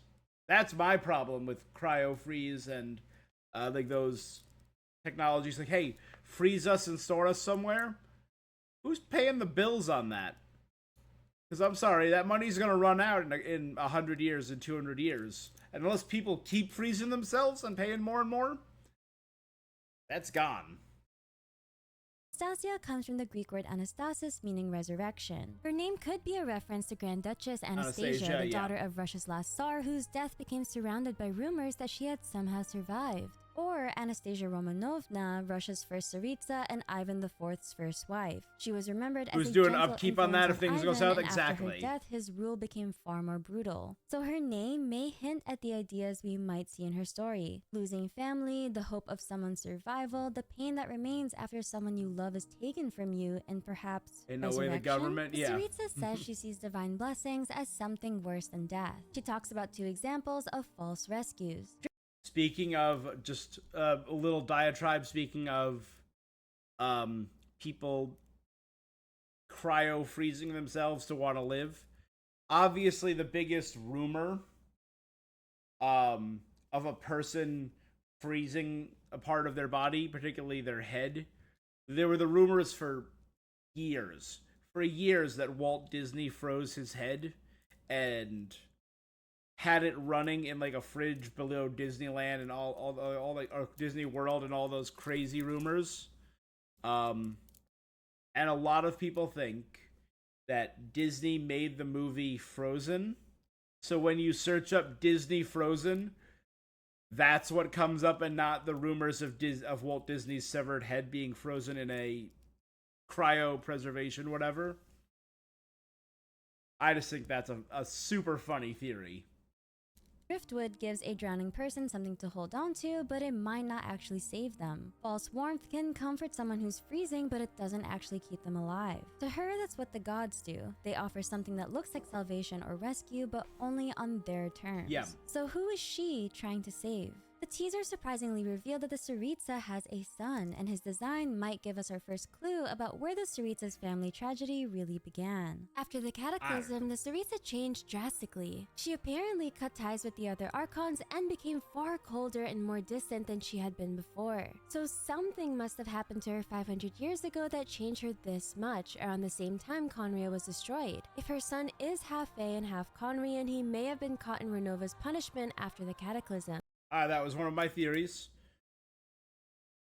That could mean he faced the same kind of fate as Care Bear, the curse of the wilderness which turns people into hill turtles. And the notion makes the next scene a lot darker. When Anastasia touches him, he turns into snow. Maybe she sees the curse beginning to take hold and realizes he's about to lose himself and potentially everything that makes him her son. So instead of letting the transformation finish, she might have used cryo to stop it. She freezes him in place, hoping it will buy her time to find a cure. But there is another possibility. What if the Tsaritsa's son is Hyperborean? Ooh. At first, the star-shaped pupils make you think Conry, of course. Yeah. But Suter Voinen's story gives us another explanation. Suter Voinen was the voyager who came to Teyvat from outer space, fell in love with Goitar, the first angel, and helped lead Hyperborea's rebellion against Celestia. Suter Voinen's mind actually travels across the stars, and she possessed the body of a Hyperborean boy. And that boy is specifically described as having star-shaped pupils. So star pupils aren't only a Conrian trait, it seems. They might also be an older trait connected to Hyperborea and its surviving bloodlines. The heavenly principles spoiled her love in a way that feels very similar to what happened to Goitar and Suter Voinen. They were separated and had their memories wiped. But there might be an even bigger connection here. We didn't know all that, part of Conria's ancient history. Conria was founded by refugees after the War of Funerary Flame, the war between the heavenly principles and the Dragon King Nibelung thousands of years ago. We know Ibn Laukar was one of them. Of the moons. So it's possible that survivors of descendants of ancient civilizations like Hyperborea helped form the later nation of Conria. I don't mean to say that every Conrian is Hyperborean, but that Conria might have descended from Hyperborea and nations like it. Nations that were once part of the unified civilization of the heavenly principles from thousands of years ago. Which is honestly kind of crazy because one of my earliest Genshin videos ever covered the idea that Conria may have descended from the unified ancient civilization. So if the Tsaritsa is the child's mother, Who is the father? Number I do 3. want to talk about an intrusive thought I had while going over the teaser. If there's a possibility that the Saritsa's lover is Conrian, could it be Dainsleif? Probably, hopefully, a crack theory. Otherwise, I guess the Saritsa and I are sister wives? I gave birth to Lohan and Vodyanica, and she gave birth to her starry-eyed son. So, Dainsleif was Conria's royal guard captain before the Cataclysm, and I don't think Anastasia it's became the Saritsa a little after that. So the timeline works, I guess? It would also explain why Renova is so important in this scene. If Dainsleif was the father, then Anastasia's family would have been caught in Renova's curse. Dainsleif was forced to live on as an immortal wanderer, while their child was cursed to be a Hilichurl. It also fits why she I think sees that's a divine crack blessings theory. as worse than death. Dainsleif is one of the clearest examples of immortality becoming torture. It's crazy because in the Travail trailer, Dainsleif says, "Defeat me, command me to step aside, show me that you are worthier than I to rescue her. Then the threads of all fate will be yours to reweave. My memory has all but faded completely, but I will always remember how much she too loved these flowers." If Dainsleif was the father of this The child and Intivets, rescued yeah. her, might be referring to the Saritsa. Again, this is just a crack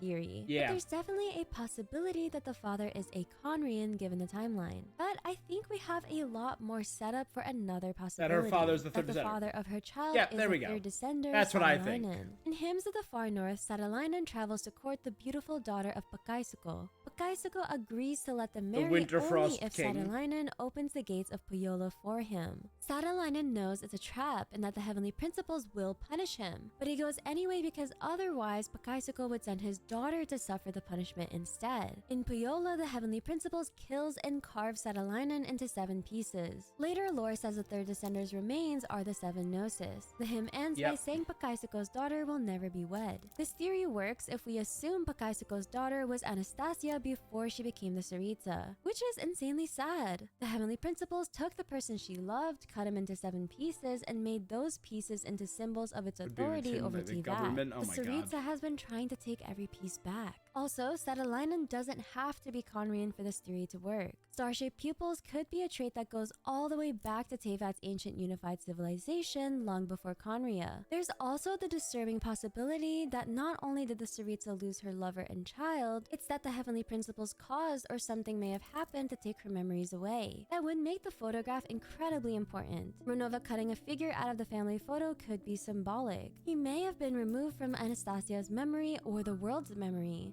Oh, so they literally erased the identity of the third descender. And that would mean we have seen things survive in stories. If they removed the third descender from the memories of the world through manipulation of Irminsul, which we know they can do, the only surviving thing would be stories.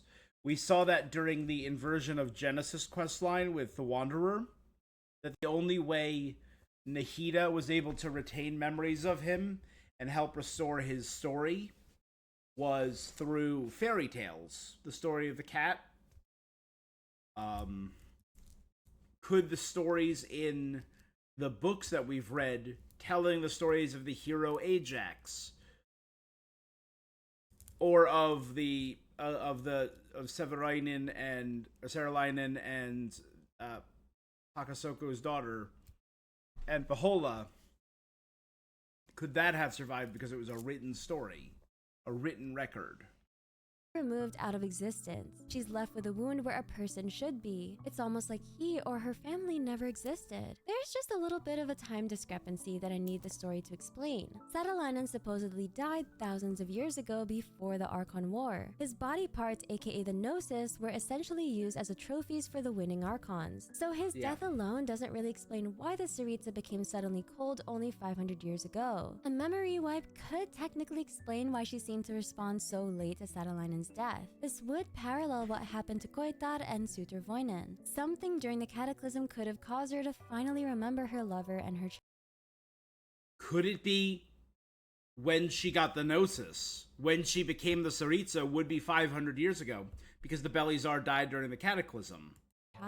Or something happened to her child 500 years ago to cause such an extreme character change. And as a side note, Satalainen may have also gone by the name Ajax, which could have huge implications for Child who was named after him. But now that fate seems more open-ended after Irminsul burned, Child might not be doomed to the same tragic ending as his namesake. I'm really hoping they explore this connection in the Archon quests. So the Cataclysm might have not been the Saritsa's first run-in with Celestia and the Heavenly Principles. It was just the moment she realized Celestia would keep taking people from her unless she fought back. And weirdly enough, she might not be fighting alone, but Rhindaughter or Nibirius might be helping her?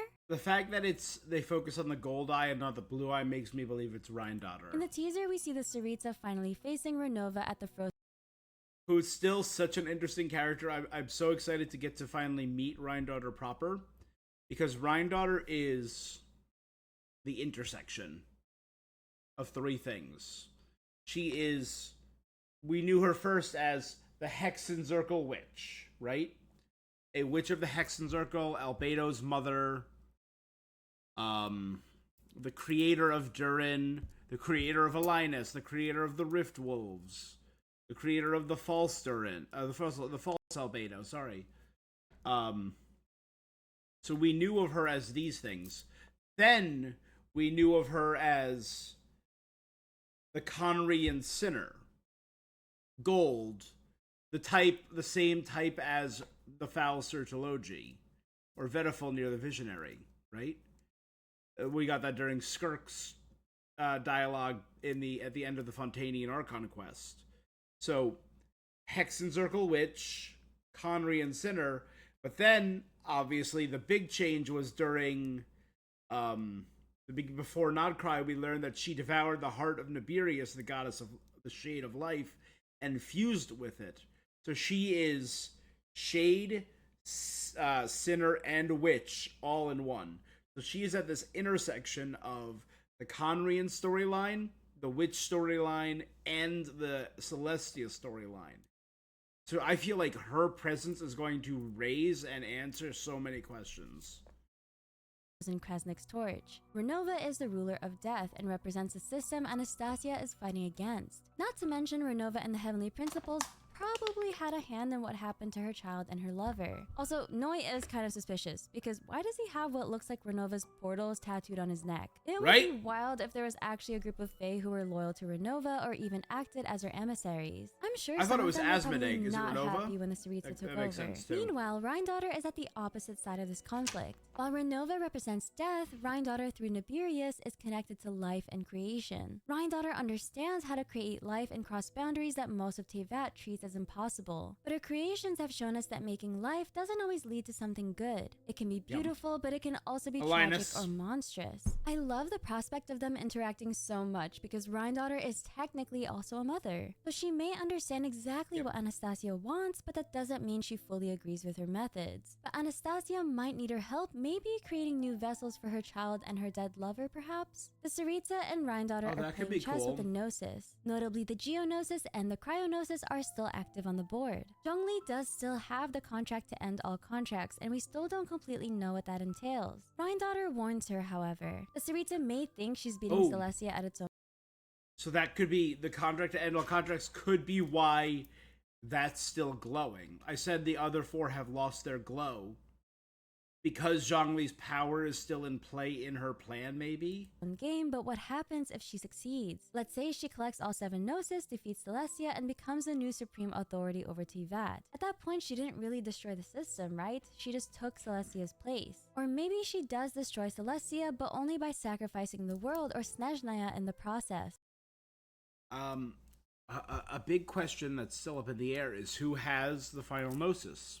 Obviously, the Traveler smuggled it into Sumeru in his body, and it was used by Nahida to burn Irminsul. But when she activated the Gnosis, she met with the Shades. She met with Rhindaughter, Nibirius, Istaroth, and Renova. And then it burned, and then it disappeared. We lost it. So some people have said that the Fatui might have found it, because we saw Pantalone speaking with Dottore ghost as he faded away. We also saw... I don't think Nahida has it, because she would have told us. I don't think Wanderer has it, because he would have told us. And I don't think the Traveler has it, because we would know. If it was inside of us, they recognized it like phlogiston, they would know. So I think the only option is it was either found by a third party who we do not know yet, or it was taken by the Shades. And this conversation between the Tsaritsa and Rheindotter could be Rheindotter deciding if she's going to give the final gnosis to the Tsaritsa.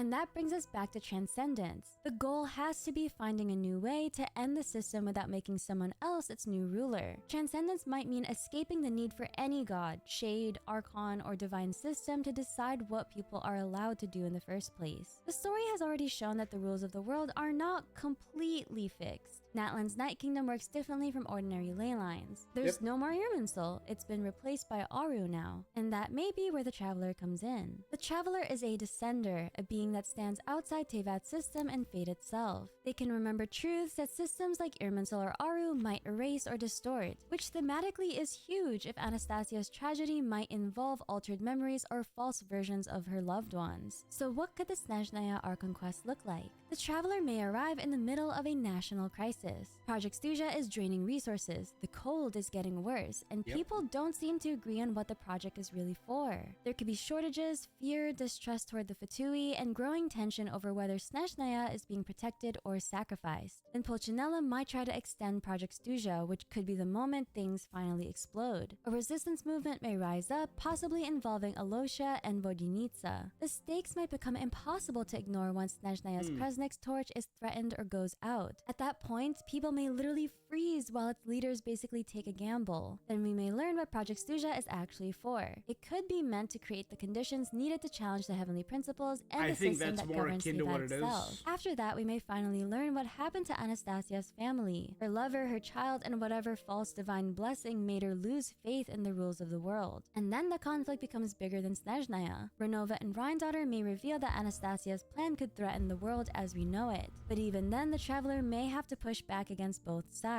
They can't escape the current world, where divine laws can curse people or force them to suffer. But they... Again, I think we are opposed to the Fatui for the majority of this. But I believe we will end up allying with the Fatui. I truly believe that. And I think we're going to become a Harbinger. Either taking the 10th or 6th slot. also can't accept a new... In opposition, I think... So obviously, the last two boss fights have been the Doctor. The last two weekly boss fights. I think it could be interesting if Renova is a boss fight. We had Rerir as a boss fight, but he didn't stick on as a weekly boss. He was more of a one-off. I think Renova would be a really cool one-off boss fight. I'm sure we're going to get some Fae thing as our first weekly boss fight.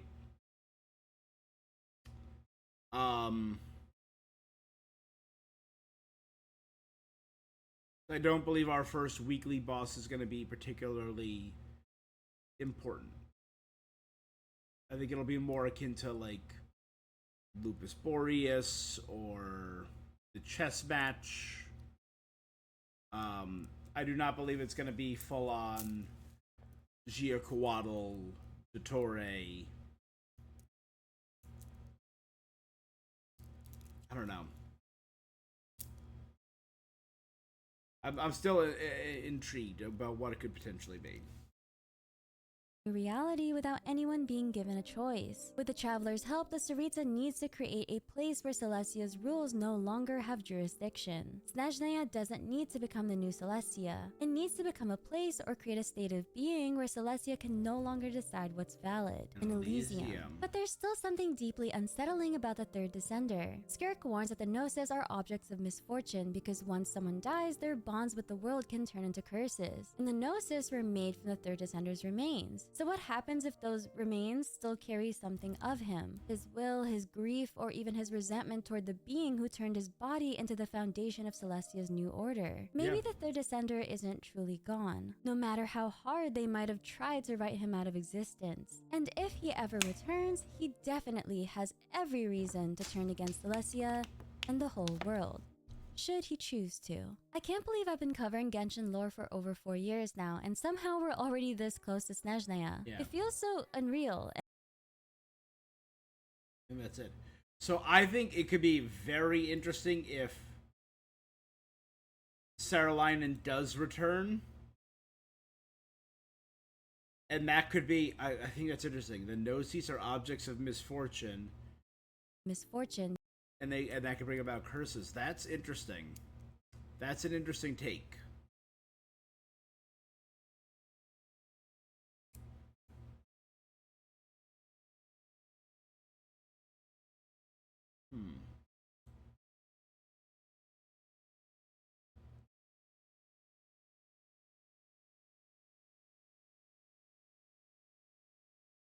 Yeah. Here, cat with the blue hat.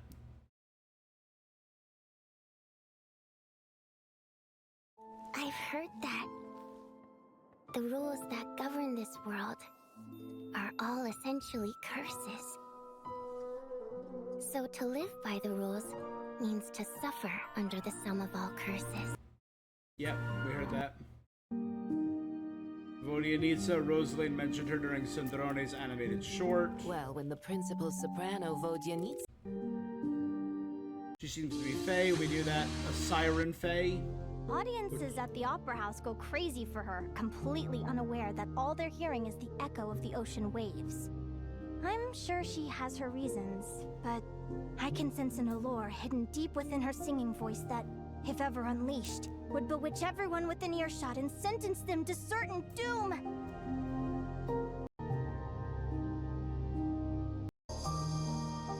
We saw his combat teaser in the past, Electrovision, Polearm.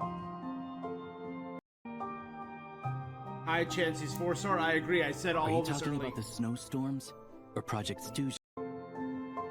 Snezhnaya's snowstorms could be due to a curse because of the Belly Tsar.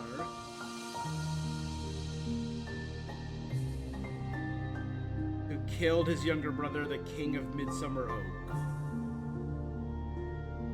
After his death, Snezhnaya became shrouded in unending winter. The Everwinter, as we saw, is the name of the chapter.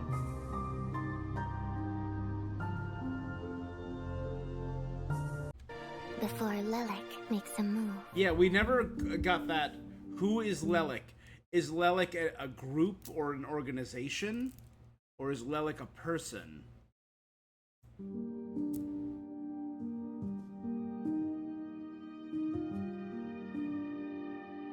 Odette, she's working with Alyosha and Vodianitsa. Alyosha. She appears to be a performer in the Korolevsky troupe. Yeah, she seems to be like a dancer or a ballerina. She has a cryo-stellar linchpin. Again, these are all the things I noticed. I'm kind of feeling justified or validated. There's only 2 options. He seems to be on assassination. Valeri, a guard. His appearance suggests he's a part of the Fatui. Yeah, I guess he kind of does have a Capitano-style cloak. Lugo suggests he's cryo. Rebelling against the Tsaritsa or the nobles.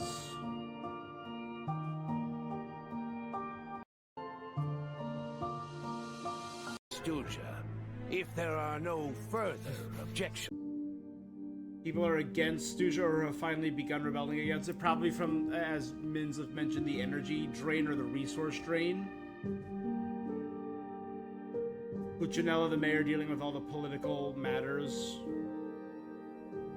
Well, yeah, we knew politics was his specialty. Small Fae like Puccinella.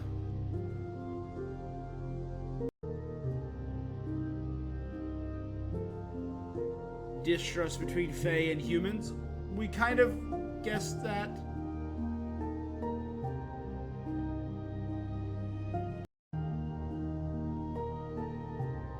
Or could it be their influence or... Search the area! We are the Snezhnaya, and it is our honor to serve the Tsaritsa. The humans rebelling could be the work of a rebellion, like the troop. There's a faction directly controlled by the Tsaritsa, the Druzhna. A pure Snowland Fairy group.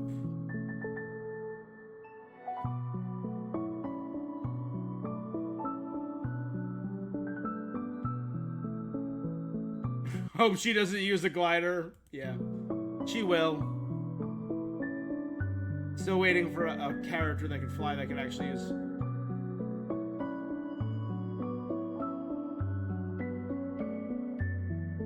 So would that be a polearm, a catalyst, maybe. And that's our first non-cryo stellar linchpin. Forgive the intrusion. So my theory that there's one of each stellar linchpin is already seemingly wrong because we have seen our second cryo linchpin. Mind if I join this private discussion? Danica seems to be a maid, yep. Her colors suggest cryo or animo. Those were my guesses.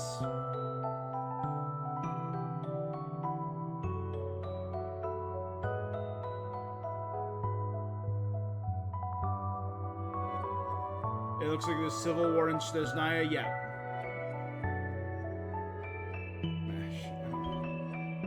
We see the alternate dimension again.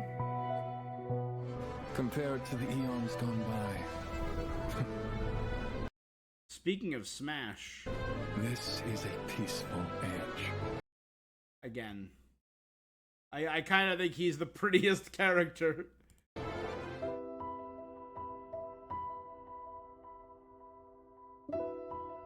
He seems extremely old. Could he maybe have ties to... I said the dragons, ancient Hyperborea.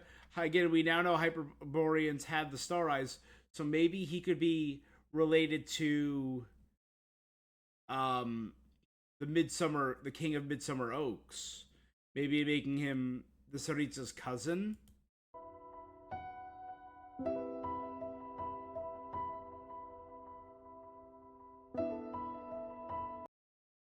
Connection to Conry? I disagree. I don't really see any Conry in...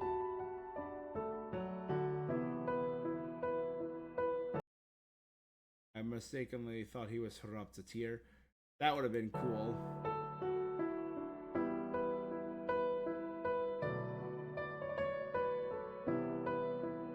Yeah, I could see it.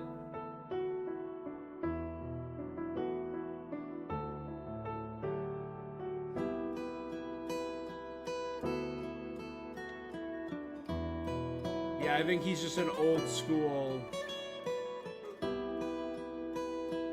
I think Pyro. I think 100% Pyro. Maybe we get like a Stellar Melt? That could be cool. So he could be... Like, I would guess the stellar reactions would be the reactions we did not get with lunar. So with lunar reactions, we got... Dendro... Geo... Electro. With Hydro. So this would be setting up with Cryo. So Cryo Animo, Cryo... And I guess we already got Cryo Electro. And I guess we could do what was it, Rhyme Grass with Cryo Dendro? And then maybe do Stellar Melt? I doubt we do Stellar Freeze. We just do Freeze followed by Stellar Melt. That could be cool. We're gonna have another 10 years go by for Genshin and the story will not be done One Piece style. Brother, I've been following One Piece for 20 years. I've been loving every second of it. The manga. The anime has always been hit or miss. I've been reading the manga weekly for over 20 years. All I'm gonna say on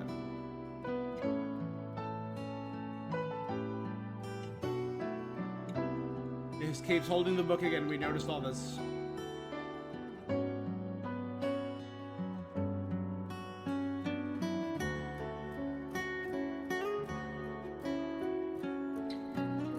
But we are in the final segment of One Piece, which is why they're now coming out with all the new...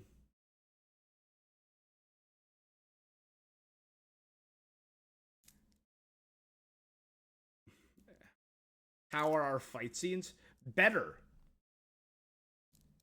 I'm sorry. Ichiro Oda's work is unparalleled. He has, I'd say, since Toriyama, the best grasp of spacing and I guess I would call it flow when reading mangas. That's so different than every other, like, I like many other story writers like Kubo or even Kishimoto to an extent, but their idea of spacing and panel layout pales in comparison to Oda's. And who needs an opening or an ED? Sorry. And if I wanted an OST, I could just play it in the background while I read my manga. It's peak. And it has so much detail that could never be interpreted in the manga, which is why they're literally having to redo the anime with Wit Studio coming out. The Wit Studio trailer just dropped.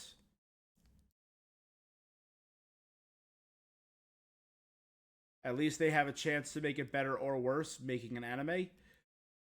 Worse. I like the anime, don't get me wrong. The anime it's still good. It's still I would put it up there with like a top 20 anime of all time. But the anime has had some weak production runs. I mean, think about it. The anime's been going on for 20 years. The anime has had some weak production runs. The anime has had some huge pacing issues. Which is why they're doing the Wit Studio remake to be as faithful to the manga as possible, which I appreciate. I think it kind of sucks that we're still in the middle of, or again, near the end. We're in Elbaf now in the anime. But, and I think the live action is doing very well. Because I think the thing the live action does well is keeps the spirit alive and tells a simplified version of the story with much quicker fight scenes.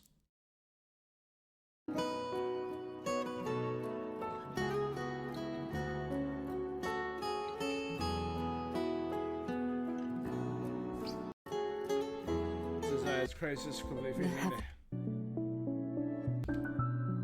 Laura suggests that her lover was the third Descender Saralina, yet we knew all this. Slain by the Heavenly Principles. She wants to resurrect her dead lover. That was my theory. Starship Eyes has a chance he was Conrian, or as Minsliff pointed out, he was Hyperborean.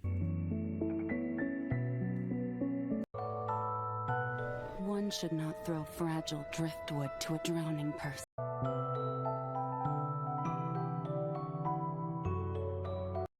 Not necessary. You're just talking about long animes? Yeah. Like Naruto, One Piece, Dragon Ball. They suck with production, always have 500 episodes of filler. My guy, not One Piece. Go check it out. They've done breakdowns. Like Bleach have had... I'm going to pull up the exact numbers for you. Anime Big 3 filler percentage. So they did a breakdown. And here it is. And I think this is incredible. Ready? Bleach, of its 366 episodes, about 160 are filler. Which means for Bleach, it's 45% filler. That's terrible. That's bad. Naruto. 220 episodes for Naruto. 500 episodes for Naruto Shippuden. Of those, 295 episodes are filler. Trash. And majority of the Naruto filler arcs were bad. You remember the war arc of Naruto, that one random episode Sakura got a love letter? But that wasn't Kishimoto. Don't forget, Kishimoto added or suggested plot lines for filler, but didn't write any of the filler. Kishimoto was bad at romance and bad at writing female characters on his own, in the main plot. He did not write the moment-to-moment fillers or any of that dialogue. So don't put that on Kishimoto. Kishimoto has many other problems, like dropping plot lines and weak female characters. Bad romance in filler, not Kishimoto's fault. Anyway, like I said, 295 of Naruto's 720 episodes were filler, almost 300 episodes. So that means 41% of that was filler. And they had much smaller filler arcs. Like Bleach had big filler arcs, like the Zanpakuto Rebellion and the the artificial dolls. I'm blanking on the name of them. So they had long self-contained arcs that really chopped up the canon and like the pacing. Naruto had like consistent mini filler arcs, including that one giant block that was almost 100 episodes of filler. So 41% of Naruto, not as bad as Bleach. One Piece with the most episodes, One Piece with over 1,000 episodes, has less than 100 episodes of filler. One Piece, as of right now, is at about 9% filler. Think about that. Naruto and Bleach over 40% filler. Naruto less than 10% filler. With more episodes. But it had weaker pacing.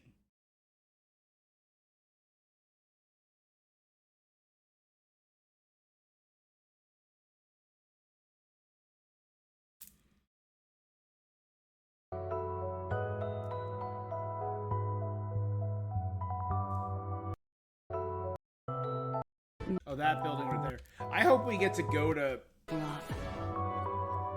this, the Signora's resting place. Renova will be the main villain of Snezhnaya. I would love that.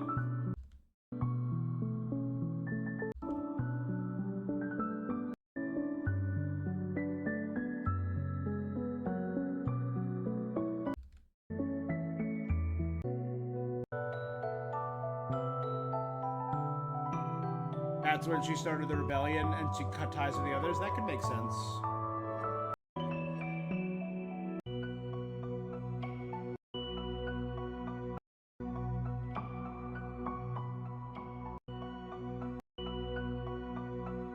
If so, her child would have to be over 3,700 years old by now, unless she froze him and preserved him.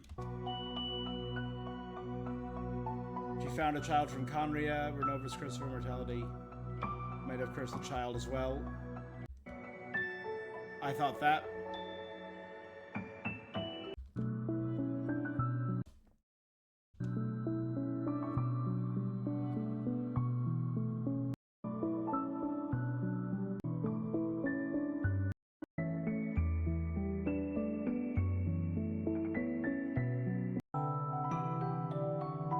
He looks like a Snegovic Fae. Viliana. Yes, Snow Maidens. Yep. I could see that. A Snegovic.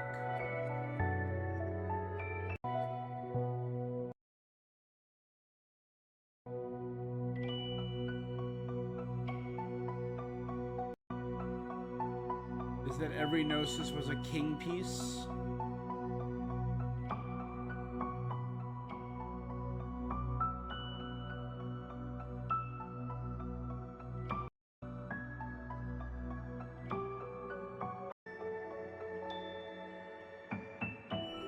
Good move. Still, I do hope you truly understand. Is the weapon she's holding Oh, it had the DNA strands. I didn't even put that together. So maybe she's borrowing the power of the ruler of life to challenge death?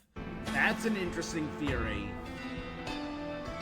Yeah, because that looks exactly like Nibirius's power from the... Oh, I didn't even think about that. That's a really cool theory.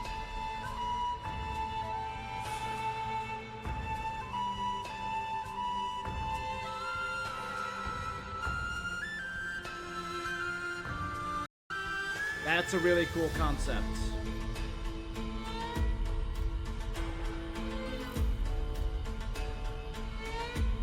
So maybe she's willing to freeze the nation.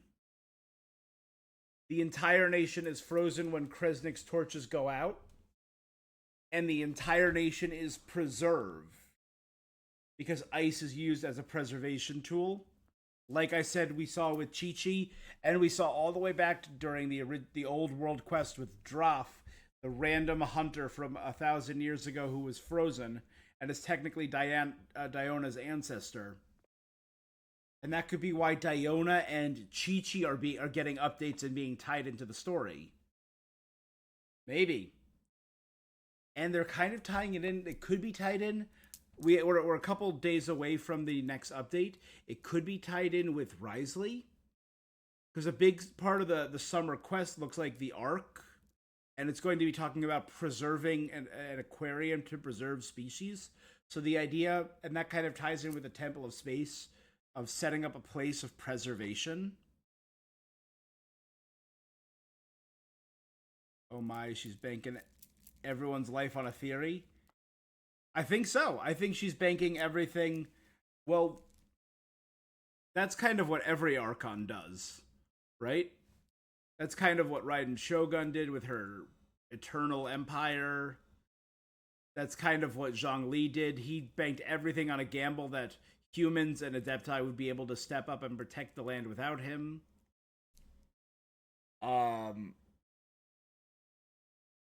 Nahida gambled everything on just hoping we would be able to help her.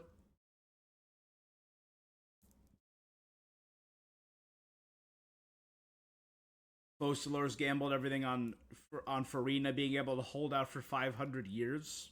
And gambled everything on Neuvillette falling in love with humans and forgiving their sins.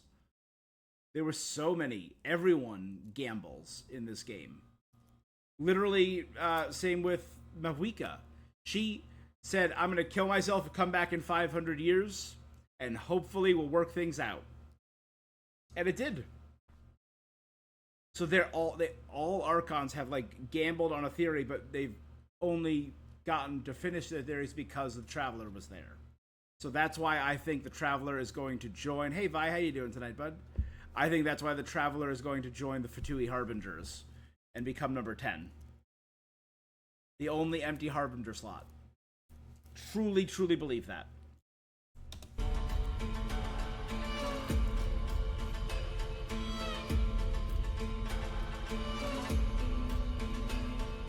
What's problematic is her final piece. She's sacrificing her king. We saw that. This because she left herself open for checkmate. She was to be taken, which suggests that Sarita plans to sacrifice herself in this fight. I could see that. Yeah, I thought this was interesting too. We heard his voice in the last trailer, in the last Ecology trailer, where he says war, and is talking about war has come, or like, hey, war never changes. I don't know. But we heard his voice, but we still have yet to see him. And I think it's interesting. We saw him in the Nod Cry teaser, traveling around Nod Cry, and we saw him in, not in the Nod Cry teaser, in the, it was like the Gaze of the Gods, where they were where we saw Nibirius, Renova, and Easteroth. We saw him at the end of that trailer, talking about how the vision is because you met the vision of a god. When then what do you do if you kill a god?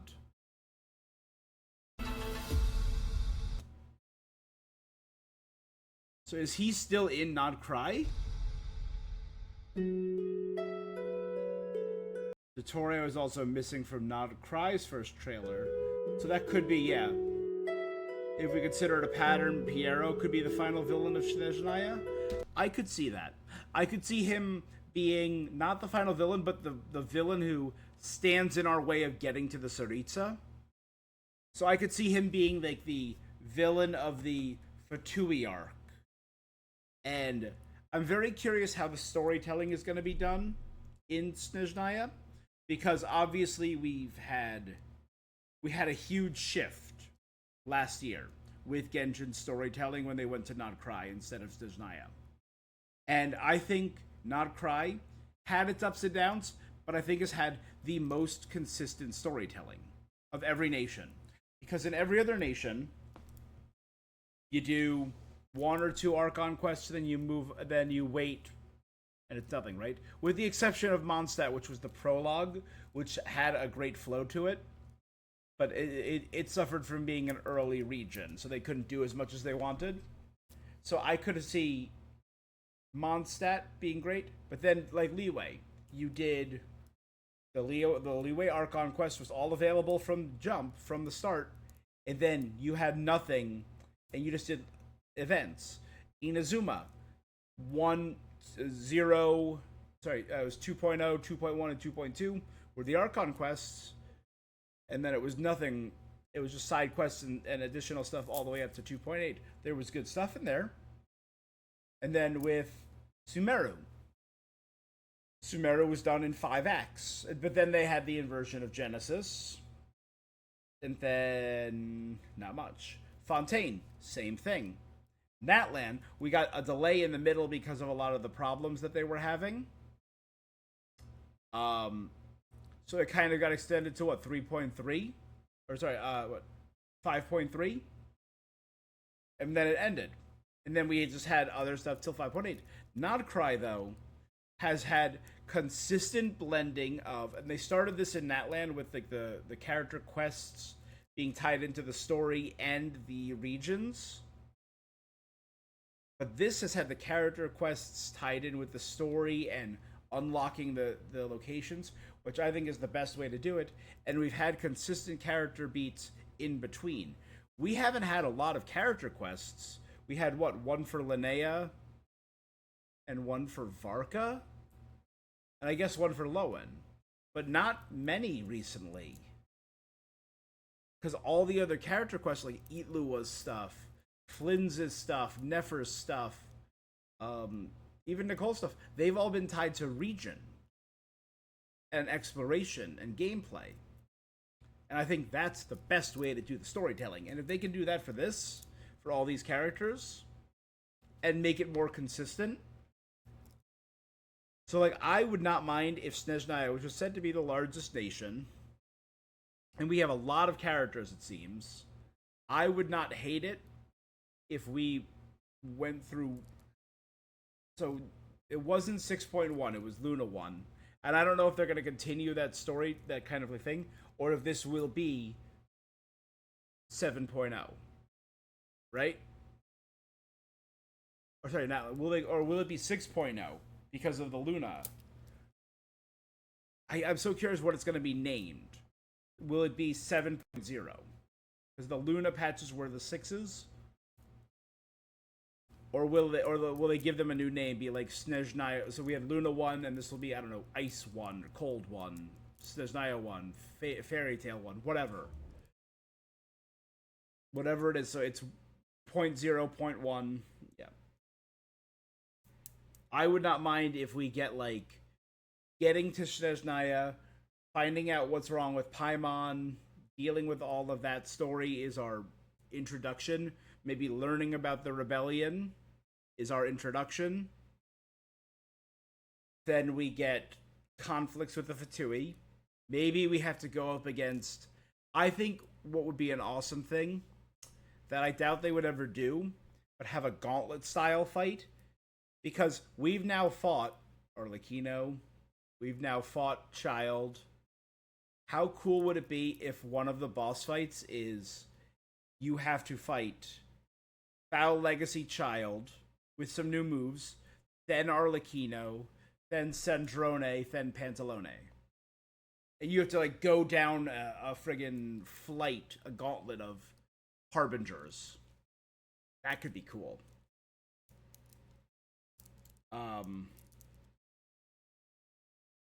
Or so yeah, so I could see the Fatui being like the first few chapters. And then once you get past Piero, once you get past the Jester over here, then you ally yourselves with the Fatui. You like say like, hey, we figured it out. We quelled we allied the rebellion and the Fatui. We helped finish Project Stuzha, and are like we found peace and balance. Now we can focus on Renova and Celestia.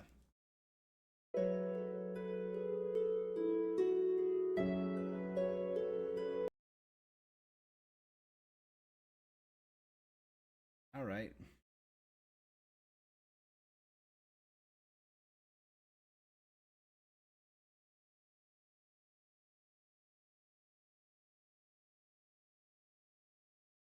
Yeah, I still think this holds. I think. Oh, sorry, Sung. You said she was one of your most excited. She's probably my least. But I don't think there was any characters that I was truly met on, like I was on Aino and Inefa, and to an extent Yehoda. I think there's more okay characters, but I'd say these characters up here are the ones I'm genuinely excited for. The Saritsa, Puccinella, Voy,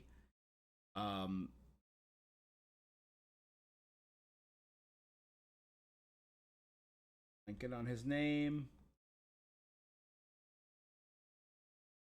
Valeri, Odette, Pantalone, and Vesna. I think those characters I'm the ones I genuinely excited for.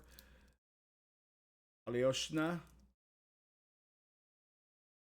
Mitya, Danica, and Voidanitsa. Yeah. I'll get there. Are the ones I'm tepid. I need to see more of all these characters before I can care. But everyone else, their design has me sold.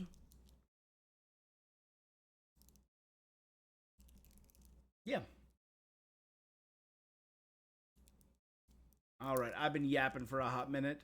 I will be back technically tonight because it's 3 in the morning. I have some errands to run midday, but I think I can come back tomorrow night, and I really want to start a new game. Obviously, we have coming up soon. I have the event schedule listed right here. Genshin events and calendar. I still haven't finished the kaleidoscopic color thing. Where is it? So Genshin ends, version 6.6 ends on the 30th.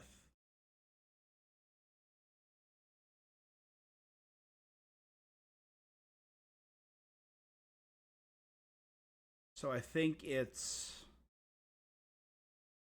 I think playing on July 1st.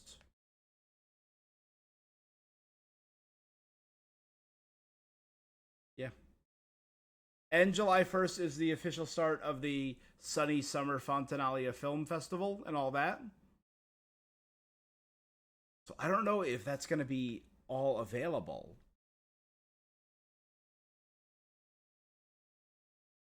Usually I wait like, with events, usually I wait like 6 days. So the entire event is available and I can play through it. But it looks like her story is going to be tied to the summer festival.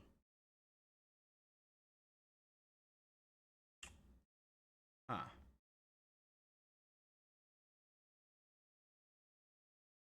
I'll make the determination once we know a little bit more. Hopefully we can get like a proper schedule released.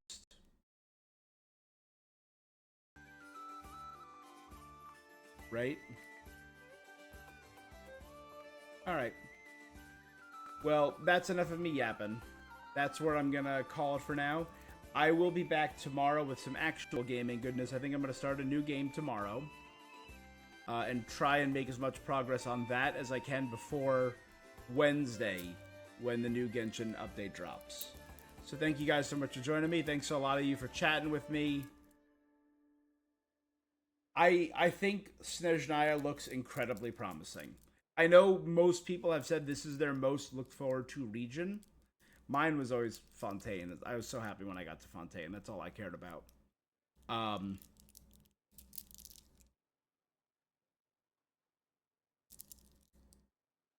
Yeah, exciting. I'm jazzed.